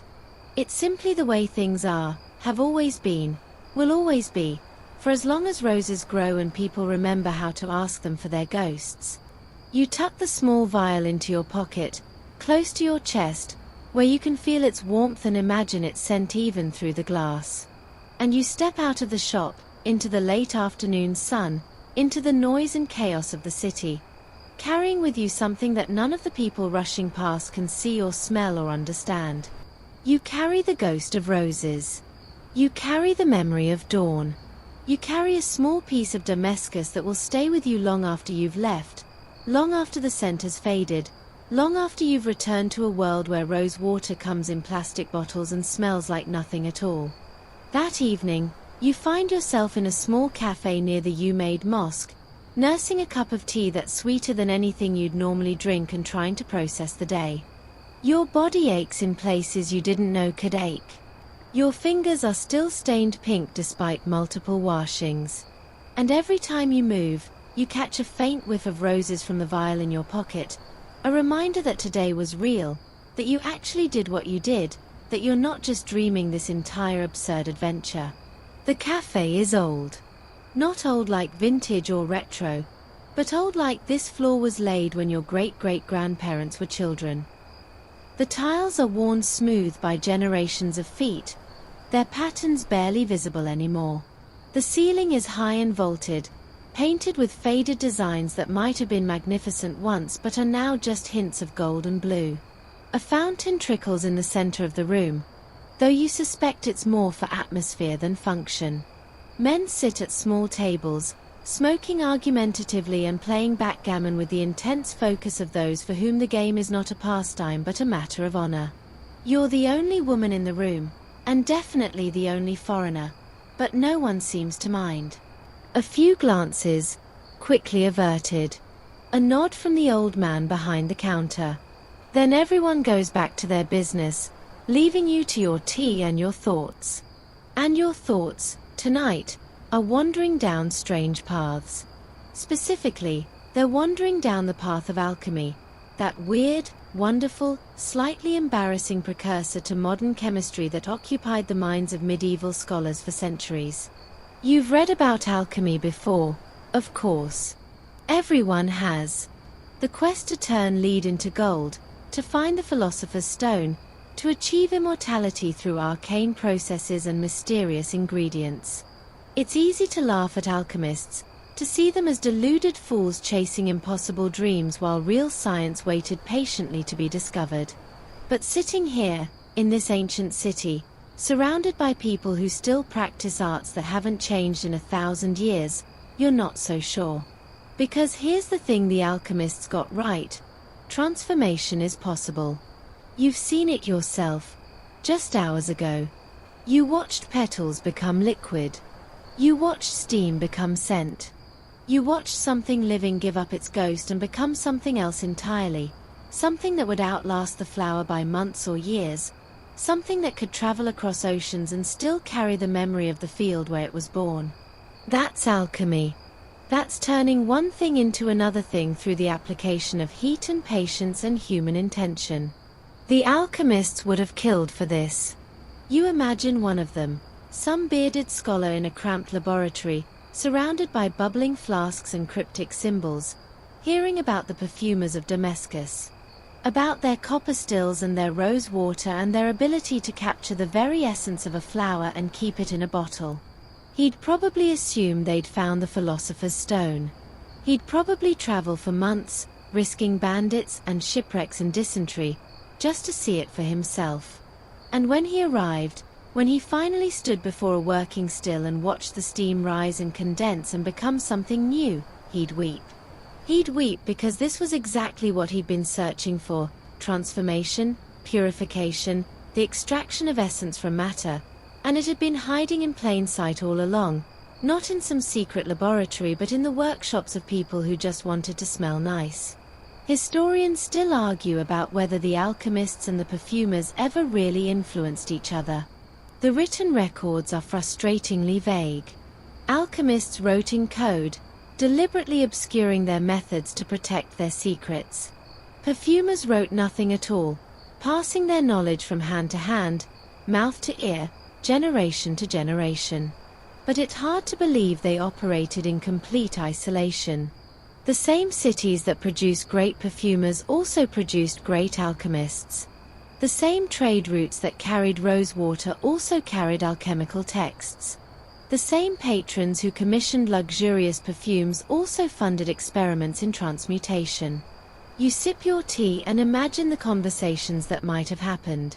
An alchemist, visiting a perfumer's workshop, watching the distillation process, asking questions, taking notes, wondering if the same principles could be applied to metals, to minerals, to the very stuff of the earth itself. And the perfumer, watching this strange scholar scribbling furiously, wondering why anyone would want to turn lead into gold when you could turn roses into something infinitely more precious. Because that's the thing the alchemists missed, isn't it? They were so focused on material wealth, on gold, on immortality, on the kind of power that comes from possessing things, that they overlooked the transformation happening right in front of them. Rose water isn't gold. It won't make you rich. It won't let you live forever. But it does something perhaps more valuable. It lets you carry beauty with you. It lets you hold on to a moment, a place, a feeling, long after the moment has passed and the place has faded and the feeling has become just a memory. The alchemists wanted to change the world. The perfumers just wanted to make it smell better. And maybe, in the end, that's the more realistic goal. You think about the old man in the copper shop, about his hands and his still and his quiet patience. He's not trying to transmute lead into gold. He's not searching for immortality. He's just trying to coax a few drops of essence from a flower before the sun gets too high and the petals lose their scent. It's a small ambition, in the grand scheme of things. A humble one. But it's also an ambition that's been realized, day after day, year after year, century after century, in a way that alchemy never quite managed. The alchemists failed because they were trying to force the universe to give up secrets it wasn't ready to share. The perfumers succeeded because they learned to listen instead. They learned that the rose would tell them when it was ready, that the fire would show them the right temperature, that the steam would find its own path through the petals and the pipes. They didn't force transformation, they facilitated it. They created the conditions and then got out of the way. Your tea is almost gone, the sugar settling in a thick layer at the bottom of the glass. Outside, the call to evening prayer begins, rising and falling in that ancient melody that seems to come from everywhere at once. The men at the backgammon tables pause, briefly, then resume their game. The world continues. You reach into your pocket and touch the vial, still warm from your body heat, still holding the ghost of this morning's roses. And you think about all the alchemists who never found what they were looking for, who died frustrated and obscure, their laboratories dismantled and their books burned or lost. You think about how different their lives might have been if they'd just taken a moment to smell the flowers. Literally, to smell the flowers, to appreciate the transformation that was already happening all around them, in every perfumer's shop and every kitchen and every garden where something living gave up its essence to become something else. The perfumers of Damascus didn't need the philosopher's stone. They had something better. They had roses, and copper, and fire, and time. They had the patience to wait for the steam to rise and the wisdom to know when to stop. They had an art that asked nothing more of the universe than what the universe was willing to give. You finish your tea, leave some coins on the table, and step back out into the evening. The air is cooling, finally, and the scent of roses drifts from somewhere. Your pocket, or a passing woman, or just the memory of the day. You can't tell anymore. It doesn't matter. The alchemists are dead, their secrets lost, their dreams unrealized. But the rose water lives on, in a vial in your pocket and in 1,000 shops across this ancient city, waiting for the next person who needs to be reminded that transformation is possible, that beauty can be captured, that some things are worth more than gold. The next morning, you're back in the shop before dawn, because apparently you're now the kind of person who wakes up at 3 in the morning to pick roses. You never expected to be this person. Back home, you have trouble waking up for flights, for job interviews, for anything that requires you to be conscious before the sun has fully committed to its daily appearance. But here, in Damascus, something has shifted. The old man doesn't even have to tell you to come. You just show up, and he nods, and you grab a basket and head out to the fields like you've been doing this your whole life. The picking is easier today. Your body has stopped fighting you and has settled into a kind of resigned acceptance. Your fingers know where to grip, how to twist, when to pull. Your back only complains occasionally, and you've learned to shift your weight to keep it from getting too angry. The women who work beside you still pick 3 times as fast, but they've stopped glancing at you with that particular expression that says, "Bless your heart, you're trying." Now they just ignore you, which feels like progress. You think about numbers as you pick. You can't help it. Your brain is that kind of brain, the kind that does math when it should be meditating. How many roses are in your basket? You try to count, but you lose track somewhere around 50. How many baskets have you filled since you started? 3, maybe 4, depending on how you count the half-full ones. How many roses in a basket? Hundreds, certainly. Thousands, maybe. You do some rough calculations in your head, and the numbers start to get silly. A quick internet search from your hotel room last night told you that it takes approximately 30 to 40 roses to produce a single drop of rose essential oil. Not rose water, that's different, that's the water that carries the oil, but the oil itself, the precious stuff that floats on top. 30 to 40 roses for 1 drop. And a single bottle of quality rose water might contain dozens or even hundreds of drops of that oil, diluted in the distilled water. You try to do the math for the vial in your pocket, the one the old man gave you, but the numbers become absurd too quickly. Thousands of roses. Probably. Tens of thousands. All for this tiny bottle you could hide in your fist. You look at the bushes around you, heavy with blooms, and you try to see them differently. Not as individual flowers, but as units of essence. As potential drops. As the raw material of something that people have killed for, not literally, probably, though you wouldn't be surprised if somewhere in history, someone started a war over roses. The damask rose has been called liquid gold for centuries, and like most cliches, it became one because it's true. Your grandmother, you remember suddenly, had a bottle of rose water on her dressing table. It sat next to her perfume. Something French and expensive that she wore only on special occasions, and you never really understood what it was for. Sometimes she'd dab it on her wrists, the same way you dab perfume, but mostly it just sat there, gathering dust, a relic from a trip she took before you were born. You asked her about it once, and she said it was for memory, which made no sense to you at the time. You were 8. Everything adults said made no sense. Now, decades later, holding a vial of actual Damascene rose water that you helped produce with your own hands, you finally understand. It is for memory. Not in the way a photograph is for memory, or a souvenir, or a postcard. Those things remind you of where you've been. Rose water reminds you of who you were when you were there. It carries not just the image of the place but the feeling of it, the exhaustion and the satisfaction, the heat and the cool dawn, the thorns and the petals, the old man's silence and the women's quiet competence. You pick another rose, add it to your basket, and do more math. The vial in your pocket probably contains the essence of more roses than you've seen in your entire life before this week. More roses than grow in your neighborhood back home. Certainly. More roses than you could count in a day, even if you did nothing but count.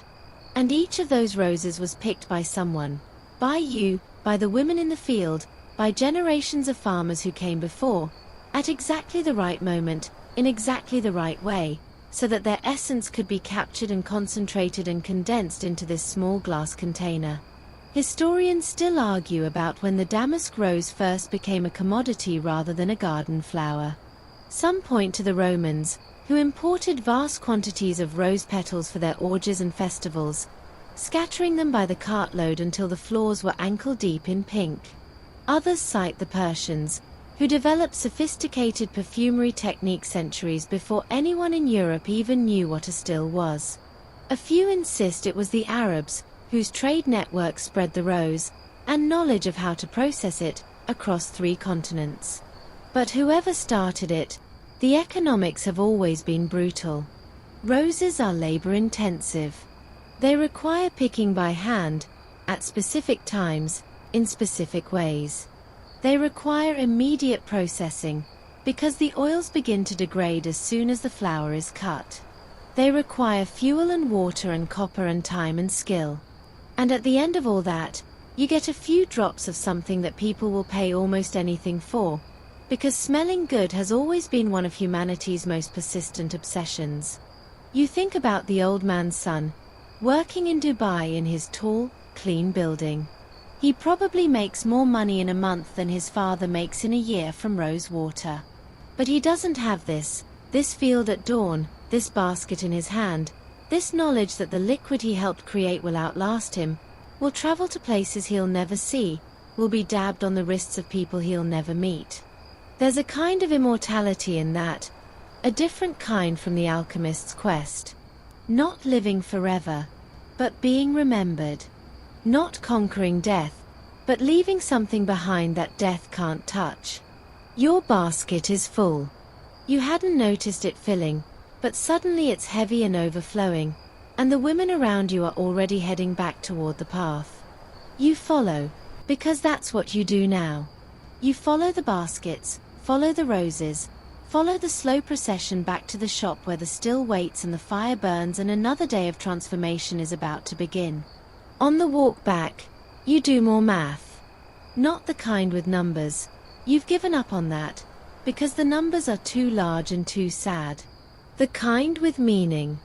How many people have walked this path before you, carrying baskets of roses at dawn? How many hands have touched these petals? How many backs have ached under this weight? How many feet have worn these stones smooth? You're just the latest in a line that stretches back to before anyone thought to write things down, and you'll be far from the last. The roses will keep blooming. The baskets will keep filling. The stills will keep running. Long after you're gone, someone else will walk this path at dawn, carrying roses, doing math in their head, trying to understand what it means to hold liquid gold in their hands. You reach the shop. The old man is waiting, and he takes your basket without comment, adding it to the pile. You stand there for a moment, catching your breath, and he looks at you with that unreadable expression that might be approval or might just be the way his face settles when he's thinking about something else entirely. How many? You ask, because you need to know. How many roses for one bottle?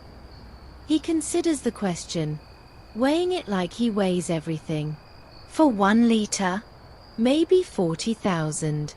Maybe 50. Depends on the year. Depends on the roses. He shrugs. Why do you ask? You don't have an answer. Or rather, you have too many answers, all of them too complicated to explain. So you just shake your head and follow him inside, where the fire is waiting and the water is heating and another 40,000 roses are about to become something more than flowers. You're midway through transferring washed petals to the still when you become aware that you have an audience. It's not a dramatic revelation. No one taps you on the shoulder or announces their presence. You just gradually notice that the light from the doorway is partially blocked, and when you look up, there are faces. Several of them, all staring at you with the kind of open, unabashed curiosity that only children can muster without seeming rude. 3 boys, ranging from about 6 to maybe 10, peer into the shop from the safety of the threshold. Behind them, an old woman in black, the same one who yelled at you in the alley your first day, stands with her arms crossed, watching with an expression that suggests she's seen everything and approved of very little. A younger woman, probably a mother, holds a baby on her hip and tries to look like she just happened to be passing by. Two men who were repairing a motorcycle across the alley have conveniently paused their work to observe the proceedings. Even the cat from the windowsill has returned, though its interest seems more focused on the possibility of spilled food than on your struggles with flower water. You freeze, a handful of petals dripping onto the floor, suddenly acutely aware that you are a foreigner in a shop that isn't yours, performing a task you barely understand, under the gaze of what appears to be half the neighborhood. The old man, typically oblivious to such things, continues his work without looking up. Tarek, the younger distiller, glances at the crowd and then back at you with the faintest smirk. "Don't stop," he says. "They want to see the foreigner work. If you stop, they'll be disappointed." You resume washing petals, trying to pretend that 6 pairs of eyes aren't tracking your every movement. It's harder than it sounds. Every splash of water feels amplified. Every dropped petal feels like a public failure. You're pretty sure you've never been so self-conscious in your life, and you've given public presentations to rooms full of people who are actively trying to find mistakes in your work. This is worse. This is personal. The youngest boy, the 6-year-old, with a missing front tooth and eyes too big for his face, takes a tentative step into the shop. Then another. Then he's standing right next to you, so close you can smell the bread he had for breakfast, watching your hands move through the petals with an intensity that would be alarming in anyone under 4 feet tall. "Why?" he asks. Just that. One word, in Arabic, but you understand it because it's the same in any language. You look at the old man for help, but is suddenly very interested in adjusting the fire. You look at Tarek, who shrugs. So you look back at the boy, at his enormous eyes and his missing tooth and his complete faith that you will have an answer, and you try to explain. "The roses," you say, in your halting, terrible Arabic. "They become water. Good water. For smell." You gesture vaguely, hoping your hands can communicate what your words cannot. The boy stares at you for a long moment. Then he looks at the pile of petals, at the still, at the container where the rose water is collecting. He sniffs the air, his nose wrinkling with the effort, and then his face transforms into something like wonder. "Zaki," he says. "Beautiful." You nod, because it is. It's beautiful. And somehow, hearing this child say it, in this language you barely understand, makes it more real than all the poetry and history and economics put together. The other children have followed the first, emboldened by his survival. Now you're surrounded by small humans, all watching you work, all occasionally reaching out to touch a petal or point at the still or ask questions you can't understand. The adults remain in the doorway, but their expressions have softened. The old woman almost looks like she's smiling. Almost. Historians still argue about the role of public spectacle in traditional crafts. Some say that workshops were always open, that neighbors and passers-by were part of the fabric of work, that the idea of a private, closed workspace is a modern invention. Others insist that craftsmen guarded their secrets jealously, that they worked behind closed doors and passed their knowledge only to trusted apprentices. The truth, as usual, probably depended on the craft, the place, the time. But here, in this shop, on this morning, the door is open and the neighbors are watching and no one seems to mind. The old man finally looks up from his fire and notices the crowd. You expect him to shoo them away, to reclaim the privacy of his workspace. Instead, he gestures to the children, beckoning them closer. They hesitate for only a moment before crowding around the still, peering at the copper, watching the steam rise with the same wonder you felt just days ago. "You see," he says to them. In Arabic you mostly follow. "The fire heats the water. The water becomes air. The air carries the rose's soul. Then the air becomes cool, becomes water again, but now it carries the soul with it." He points to the dripping pipe, the collecting vessel. "This is how we keep the rose after the flower dies. The children stare. The youngest boy reaches out, as if to touch the dripping liquid, and his mother calls out sharply from the doorway. He pulls his hand back, but his eyes never leave the still. You watch this scene, the old man, the children, the copper, the roses, and you realize you're witnessing something more important than distillation. You're watching the transmission of knowledge. Not formal education, not textbooks or lectures or online courses. Just an old man, showing some children how something works, because that's what old men have always done and probably always will do, as long as there are children willing to watch. The baby on the mother's hip starts to fuss, and the spell breaks. The children are called away, back to whatever they were supposed to be doing before the foreigner provided such excellent entertainment. The old woman lingers for a moment, meets your eyes, and gives a single nod that might mean anything. Then she, too, disappears into the alley, and you're left with just the old man and Tarek and the still and the memory of small faces filled with wonder. They will remember this, the old man says, not looking at you. Maybe not today, maybe not tomorrow, but one day they will smell roses, and they will remember the shop and the copper and the man who showed them how the soul travels. He pauses, adding a stick to the fire. That is how it continues. Not through sons who go to Dubai, through children who watch and remember. You think about this as you return to your work. About all the children who have watched in this shop over the centuries, who grew up to be the old men teaching the next generation of children. About the ones who left, who went to Dubai or farther, who forgot about roses and copper and the slow magic of distillation. And about the ones who stayed, who kept the fire burning, who made sure that when a curious foreigner showed up asking questions, there was still someone there to answer. The cat has fallen asleep in a patch of sunlight near the door. The motorcycle repair has resumed across the alley. The city hums its endless, ancient hum.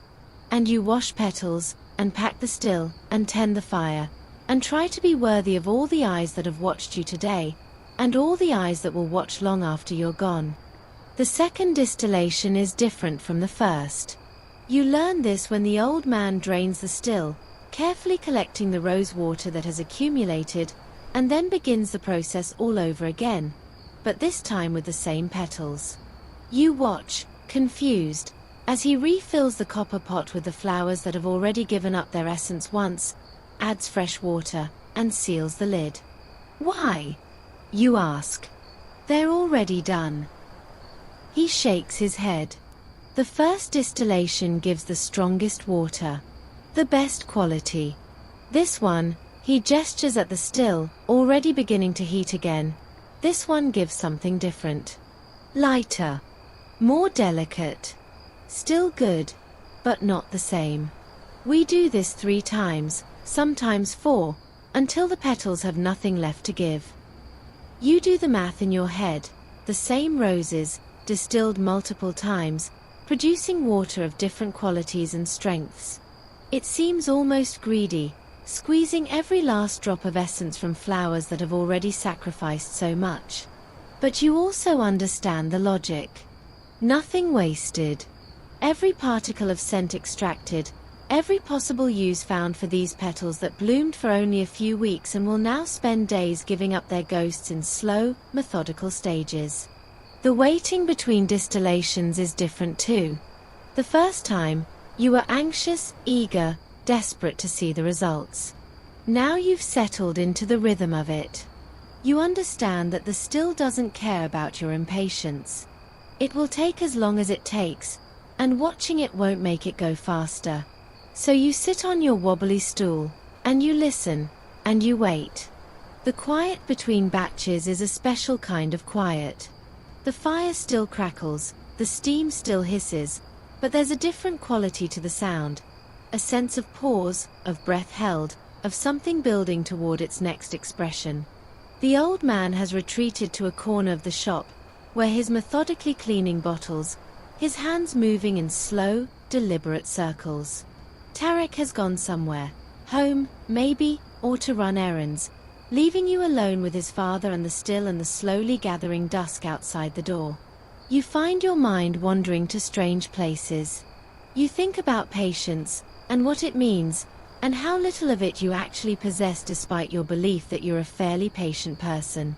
You think about all the times you've tapped your foot in line, or refreshed your email obsessively, or checked your phone during a movie. You think about how your entire culture is built around speed, fast food, fast internet, fast relationships, fast everything, and how absurd that must look from the perspective of a copper still that has been doing the same thing, at the same pace, for centuries. The old man, as if reading your thoughts, speaks without looking up from his bottles. My grandfather, he says. He told me that patience is not waiting. Patience is listening. He holds up a bottle, examining it for flaws. If you are just waiting, you are empty.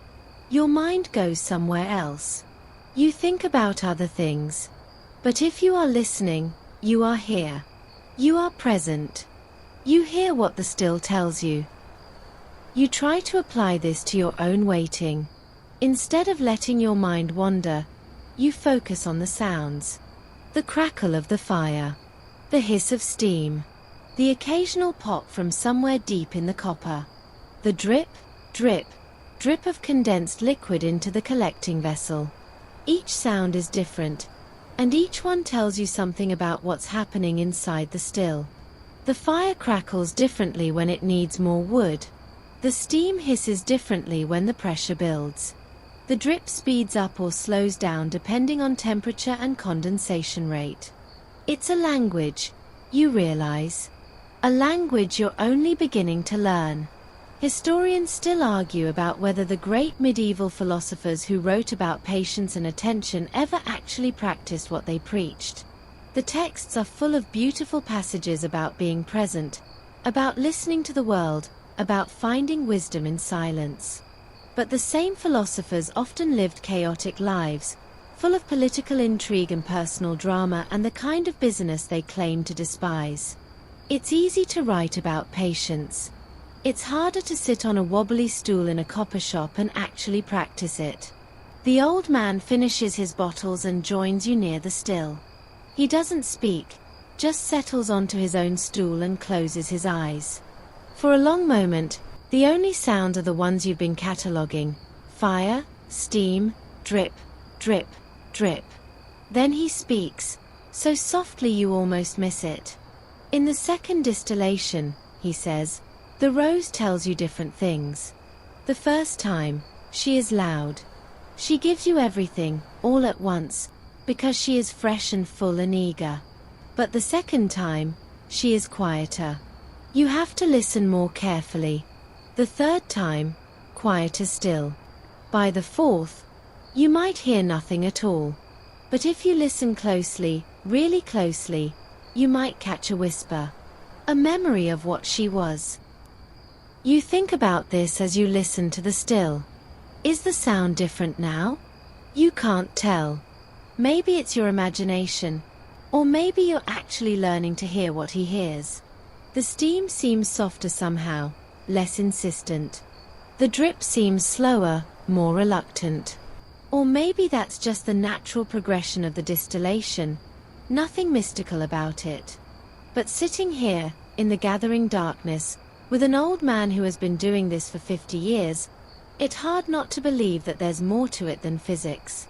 A knock at the door startles you both. It's Tarek, returned with food, flatbread and hummus and some kind of grilled meat that fills the shop with a different kind of fragrance. You realize suddenly that you're starving, that you haven't eaten since before dawn, that the body has needs that transcend roses and patience and the quiet music of distillation. You eat in silence, the three of you, passing the food back and forth, dipping bread into hummus, tearing meat with your fingers. It's the most natural thing in the world, and also completely foreign. Back home, you'd be on your phone during a meal like this, or watching television, or at least making conversation. Here, no one speaks. The only sounds are chewing and swallowing and the distant background of the still working, still patient, still doing what it does. After the meal, Tarek cleans up while you return to your stool. The second distillation is nearing its end. You can tell because the old man rises and moves to the collecting vessel, examining the liquid with the same careful attention he gave the first batch. He dips a finger, tastes, nods. Then he does something unexpected. He brings the vessel to you. "Taste," he says. "Tell me what you hear." You dip your finger, bring it to your lips. The liquid is warm, like before, but the taste is different. Lighter, like he said.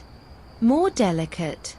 The initial burst of rose is there, but it fades faster, leaving behind something almost green, almost herbal. It's like the memory of the first distillation, like an echo rather than the original sound. Different, you say, because you don't have better words. He nods. Yes. Different. Not better, not worse. Just different. He takes the vessel back, pours its contents into a waiting bottle, labels it with a piece of tape and a marker. The second distillation, she is for cooking. For food. The first is for perfume, for prayer, for special things. The second is for everyday. For rice, for sweets, for washing your face in the morning. You think about this hierarchy of roses.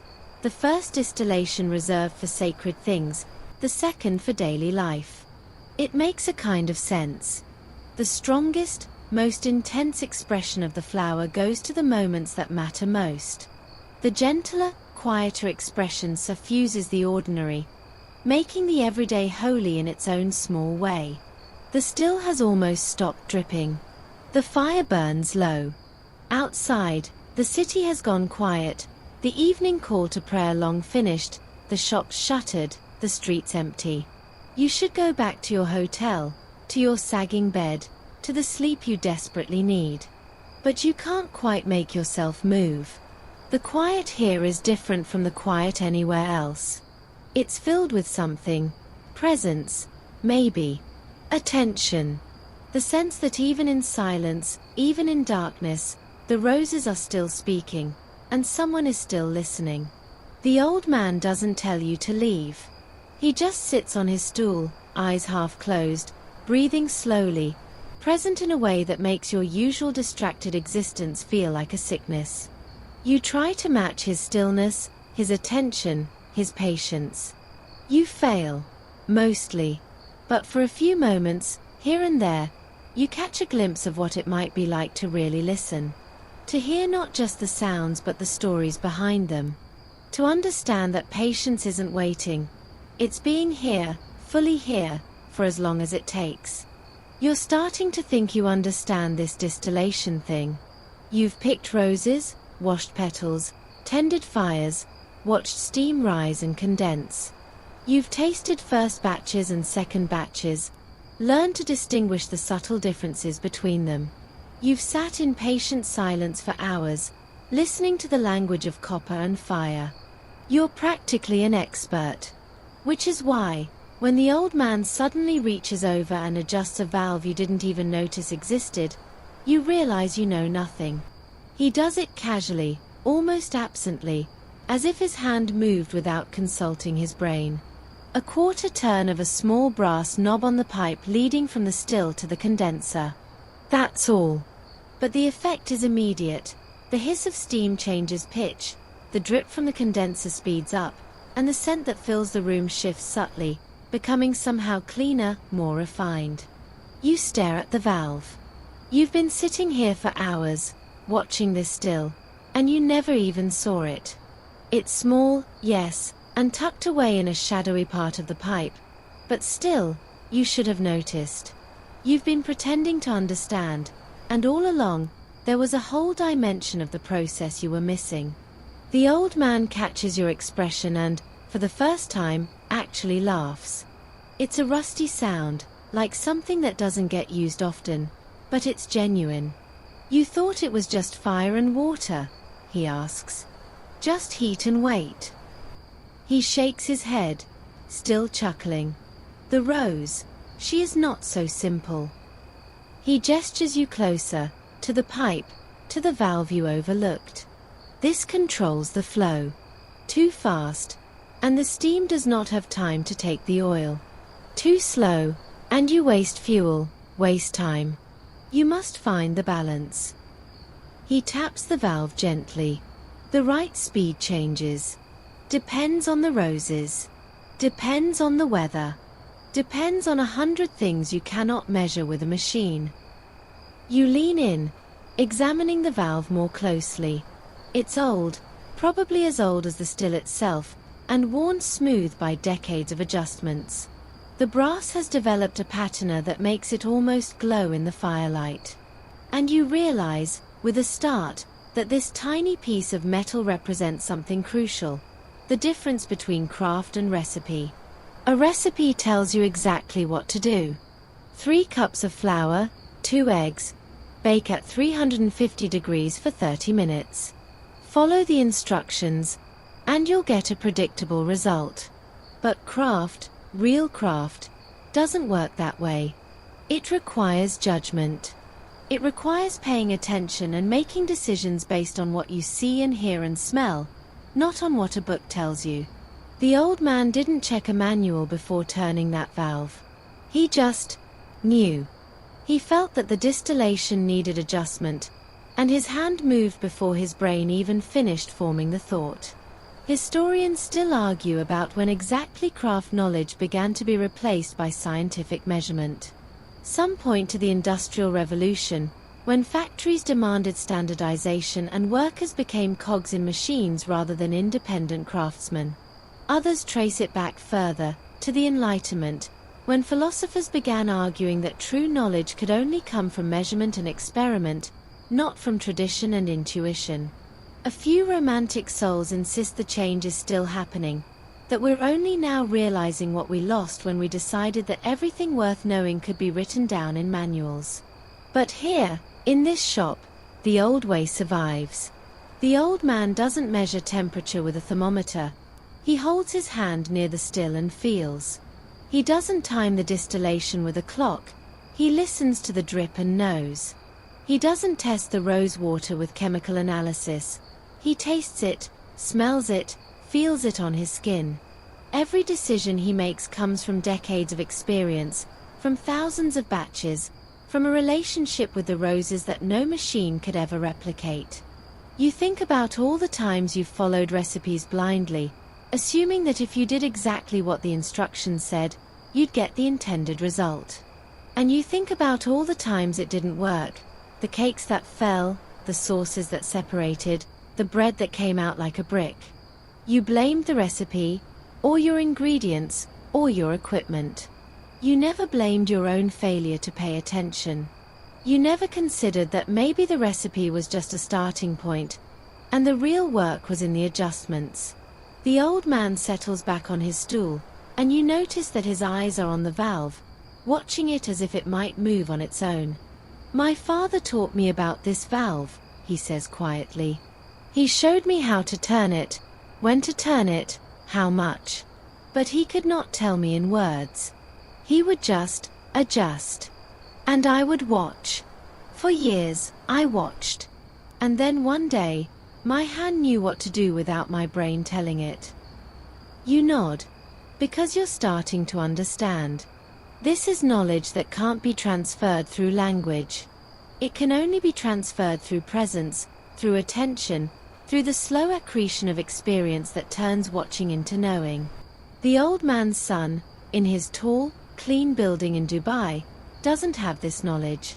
He couldn't learn it from a manual or a video or even a detailed explanation from his father. He would have to sit here, for years, watching and waiting and slowly absorbing until his hands knew what to do. And he chose not to. He chose something else. You can't blame him. You really can't. The life of a distiller is hard. The early mornings, the physical labor, the absolute dependence on a flower that blooms when it blooms and refuses to be rushed. The pay is uncertain, the market unpredictable, the future of the craft itself in question.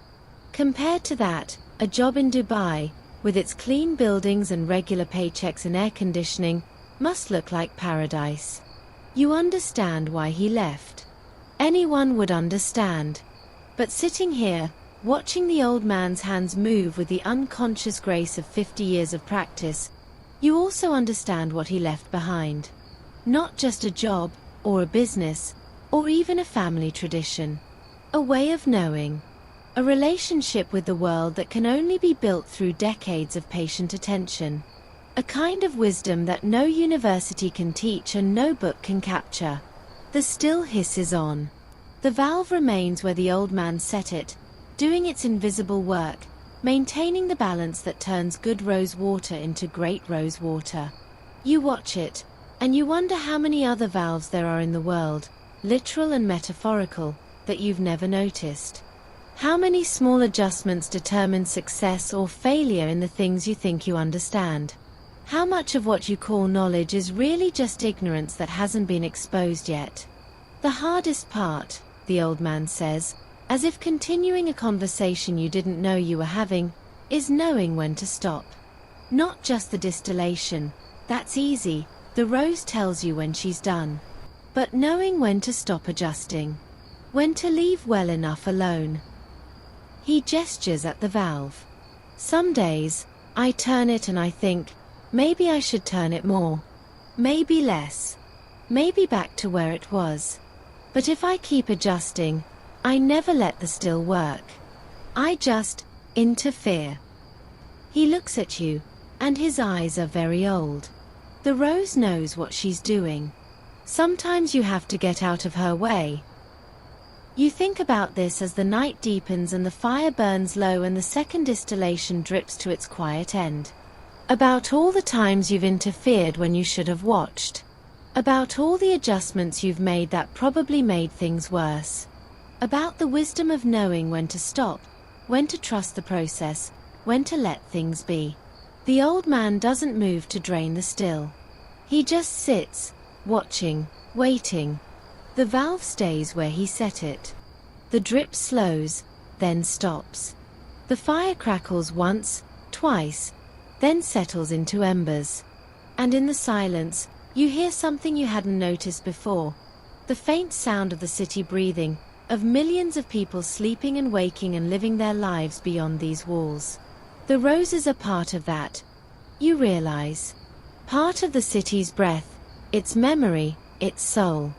And you're part of it too, for this moment, sitting in the dark, learning when to stop. The morning of your last full day in Damascus arrives with a weight you didn't expect. You've known this moment was coming. Your flight is tomorrow, your bags are half packed, your mind has already started the slow process of preparing to leave. But knowing something intellectually is different from feeling it in your bones. And your bones, this morning, feel heavy with the knowledge that soon you'll be somewhere else. You go to the shop anyway. Of course you go. Where else would you be? The old man doesn't seem surprised to see you. He probably assumes you'll keep showing up until you physically can't, and he's right. You grab a basket, head to the fields, pick roses in the dark. The women nod at you now when you arrive. The children who watched you yesterday wave from a doorway. Even the cat acknowledges your existence with a flick of its tail. You're part of the rhythm now, however temporarily. The last harvest of your trip is also the smallest. The roses are slowing down, their peak bloom passing as the season shifts towards summer. The baskets fill more slowly, the bushes less laden than they were just days ago. You find yourself picking more carefully, more deliberately, as if you can stretch the moment by paying closer attention. You can't, of course. The roses don't care about your timeline. They bloom when they bloom, and they stop when they stop, and you're just lucky to have been here for part of it. Back at the shop, the routine unfolds as it has every day. Wash the petals. Pack the still. Tend the fire. Wait. But today, everything feels different. The hiss of steam sounds like a goodbye. The drip of condensed water feels like a countdown. Even the old man's silence seems heavier, as if he too is aware that this is the last time you'll sit together on wobbly stools and listen to the roses speak. In the afternoon, When the distillation is done and the bottles are filled and labeled, he gestures for you to follow him to the back courtyard. You sit among the potted roses, in the shade of the pomegranate tree, and he produces a tray with tea and small glasses. You've been in Damascus long enough to know that this means something. Tea is never just tea. Tea is conversation, is relationship, is the slow dance of hospitality that has been practiced here for thousands of years. You leave tomorrow, he says. It's not a question. You nod. He pours the tea carefully, filling each glass to exactly the same level, then pushes one toward you. Then today, we bottle. You've seen the bottles, of course, hundreds of them, stacked on shelves, waiting for customers who may or may not come. But you haven't participated in this part of the process. The distillation. Yes. The harvesting. Yes. But the final step, the one that turns liquid into product, that prepares it for travel, that sends it out into the world, that you haven't seen. He leads you to a small room off the courtyard, barely larger than a closet, filled with bottles and labels and corks and a single wooden table worn smooth by decades of use. On the table sits the morning's distillation, several large containers of rose water, still warm, still fragrant, waiting to be divided into smaller vessels for sale. You will help, he says. Not a question. You wash your hands, really wash them, with soap and water and a small brush for your nails, because the old man is particular about cleanliness when it comes to the final product. Then you sit at the table, facing a row of empty bottles, and he shows you what to do. The process is simple in theory, demanding in practice. You use a small funnel to pour the rose water from the large container into the small bottles, filling each to exactly the same level, not to the top, but to a specific point just below the neck. Then you insert a cork, tapping it gently with a wooden mallet until it's snug but not too tight. Then you wipe the bottle clean, check for any imperfections, and place it on a separate table to await labeling. Simple. But the old man watches every bottle you fill, and occasionally he reaches over to adjust your hand, to tilt the funnel differently, to remind you that even simple things can be done poorly or well. You learn to pour slowly, to avoid bubbles, to stop at exactly the right moment. You learn to tap the cork just so, not too hard, not too soft. You learn to inspect each bottle as if it were the only one, as if the person who will eventually buy it deserves nothing less than perfection.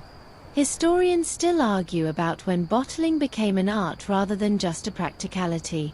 Some say it was the Romans, who first understood that glass could preserve and display liquids in ways that clay never could. Others credit the Venetians, whose glassmakers revolutionized the industry and turned simple containers into objects of beauty. A few insist it was the perfume houses of France, who realized that the bottle was part of the product, that people bought with their eyes as well as their noses. But sitting here, in this tiny room, filling bottles by hand, you understand that the real art was never in the glass. It was in the hands that filled it. In the attention paid to each bottle, each cork, each label. In the knowledge that this liquid, born of roses and fire and patience, deserves to be treated with respect as it makes its way into the world. You fill bottle after bottle, your rhythm improving with each one. The stack of empties shrinks, the stack of filled bottles grows. The old man works beside you, matching your pace, and for a long time neither of you speaks. The only sounds are the glug of liquid, the tap of the mallet, the soft shuffle of bottles being moved from one table to another. Finally, when the last bottle is filled and corked, he sits back and surveys the day's work. 50 bottles, maybe more, lined up like soldiers waiting for orders. Each one contains the essence of thousands of roses. Each one will travel somewhere, to a home in Damascus, or Beirut, or maybe farther, to Europe or America or anywhere else that someone values the scent of roses. Each one carries a piece of this place, this shop, this moment. For you, he says, and he reaches under the table to produce a small box. Inside, nestled in tissue paper, are 6 bottles. Smaller than the ones you've been filling, more delicate, with stoppers instead of corks. For your family. For your friends. For you to remember. You try to protest, to pay, to do something other than just accept such a gift. He waves away your objections with a gesture that's become familiar over the past days. You earned this, he says. Not with money. With your hands. With your back. With your patience. He almost smiles. You listen to the roses. They will remember you. You don't know what to say. Thank you seems too small, too inadequate for what you've received. Not just the bottles, but the days, the lessons, the glimpse into a world that most people never see. You hold the box carefully, aware that you're holding something irreplaceable, something that no amount of money could buy because it was never for sale in the first place. The old man stands, stretching, and gestures toward the door. Go! Pack your bags. Say goodbye to the city. He pauses, and for a moment his eyes are very far away. The roses will still be here when you come back. If you come back. You step out of the shop, into the late afternoon light, the box of bottles tucked under your arm. The alley is busy with its usual chaos. Children running, merchants calling, the endless dance of a city that has been dancing for thousands of years. You walk through it slowly, trying to memorize everything. The way the light falls on the stone. The smell of spices and exhaust and roses. The sound of Arabic flowing around you like water. The weight of the box in your hands. Back in your hotel room, you unpack the bottles and arrange them on the windowsill. They catch the last of the sun, glowing faintly, impossibly precious. You open one, just a crack, just enough, and the scent that escapes fills the room, fills your lungs, fills the space behind your eyes where memory lives. You'll carry this with you. You realize. Not just the bottles, but the scent itself, woven into your neurons, connected to everything you've seen and done and learned. Tomorrow, you'll leave. Tomorrow, you'll be a tourist again, a foreigner, a visitor who came and went. But tonight, in this small room, with the last light fading and the scent of roses hanging in the air, you're something else. You're the one who listened. The one who helped. The one who will remember. You wake before dawn on your last day, but this time you don't go to the fields. There's no point. Your flight leaves in a few hours, and even if you had time for one more harvest, your body couldn't take it. You're exhausted in a way that sleep can't fix, depleted by days of early mornings and physical labor and the constant, overwhelming input of a city that refuses to be ignored. You lie in your sagging bed, listening to the first call to prayer echo across the rooftops, and you try to memorize the sound. Packing doesn't take long. You didn't bring much, and what you did bring has been worn and washed and worn again until it feels like someone else's clothes. The real challenge is the bottles. 6 of them, nestled in tissue paper, wrapped in every soft item of clothing you have. You distribute them through your luggage, careful to cushion them from the inevitable violence of baggage handlers and airport conveyor belts. By the time you're done, your suitcase weighs approximately twice what it did when you arrived, and you're pretty sure half that weight is hope. Hope that the bottles survive, hope that customs doesn't confiscate them, hope that you can carry this piece of Damascus back to a world that won't understand what it is. The old man said you didn't need to come by this morning. You said goodbye yesterday, in the bottling room, with the afternoon light slanting through the windows and the scent of roses thick in the air. But you find yourself walking toward the shop anyway, pulled by something you can't name. The alleys are quiet at this hour, the shopkeepers just beginning to open their doors, the first trays of bread emerging from bakeries. You pass the fabric merchant, the spice seller, the man who fixes motorcycles. You pass the spot where the children watched you, now empty. You pass the cat, who glances at you with the same judgmental expression and then looks away. The shop is closed. Of course it's closed, it's barely sunrise, And the old man deserves to sleep in after weeks of harvest. But you stand there for a moment anyway, your hand on the worn wooden door, feeling the warmth of the stone beneath your palm. You can smell the roses through the cracks, faint but present, as if the shop itself has absorbed so much scent over the centuries that it can never be free of it. You hope that's true. You hope that long after the old man is gone, long after his son in Dubai has sold the building or converted it to something more profitable, the stones will remember. They'll remember the roses, and the fire, and the patience, and the slow drip of liquid gold into waiting bottles. You turn away and walk back through the waking city. The streets are filling now, with people and donkeys and the occasional car that shouldn't fit but somehow does. You weave through them, your suitcase bumping over the ancient stones, and you try to see everything at once. The faces, the fabrics, the food, the way the light falls on minarets and satellite dishes alike, the way the city smells, still diesel, still spices, still that thread of roses that you'll spend the rest of your life trying to find again. The taxi to the airport is driven by someone new, a young man who plays loud music and doesn't try to communicate beyond the necessary exchange of destination and price. You watch the city recede through the window, the old stone giving way to newer concrete, the narrow alleys expanding into wide roads, the familiar chaos slowly organizing itself into something that could be any city anywhere. And then you're at the airport, and you're in line, and you're handing over your passport and your luggage and hoping that the bottles survive the X-ray machine. They do. Of course they do.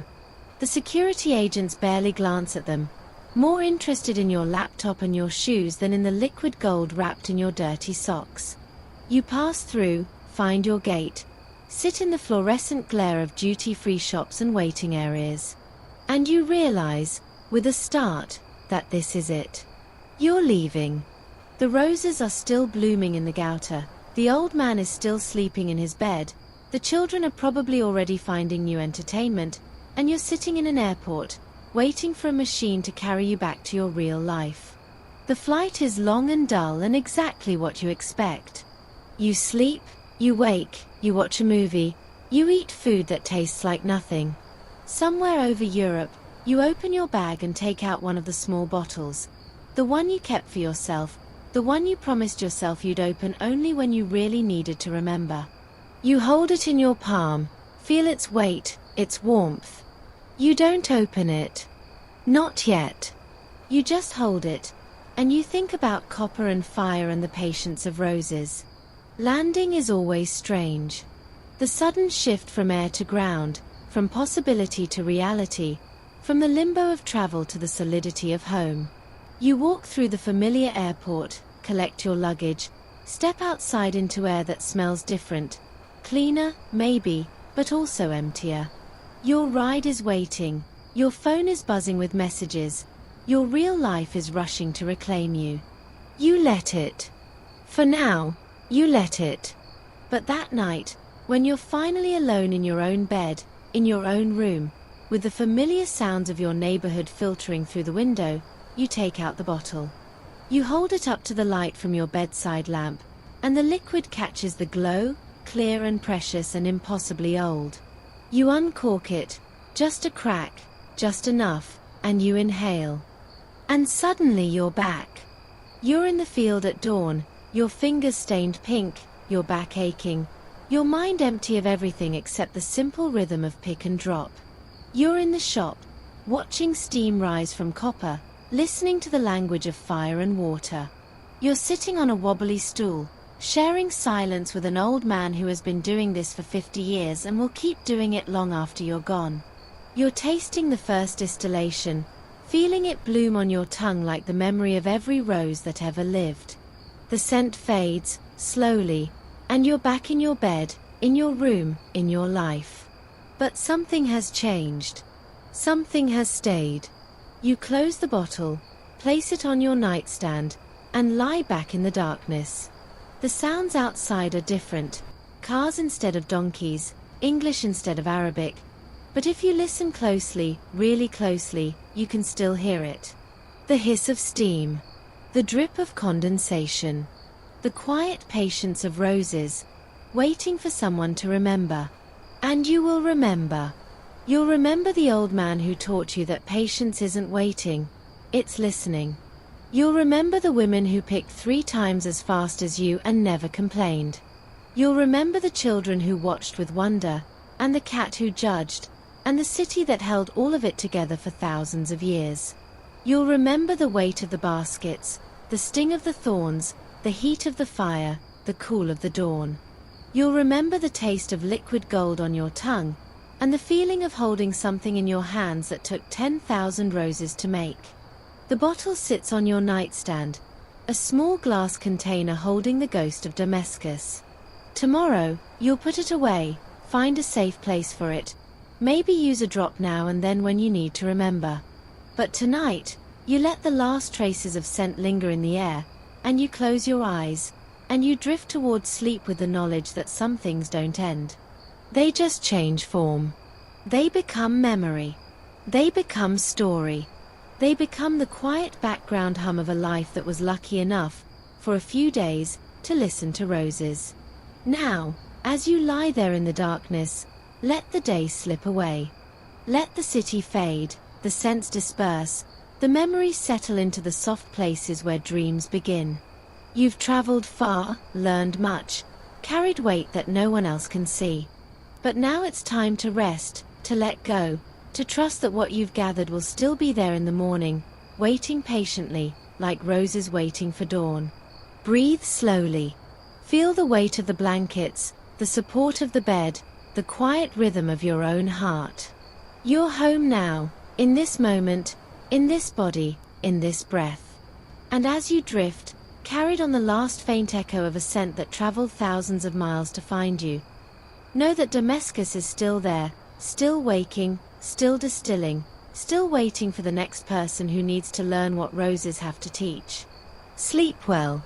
Dream of copper and petals and the patience of flowers. And when you wake, carry a little of that patience with you into the day.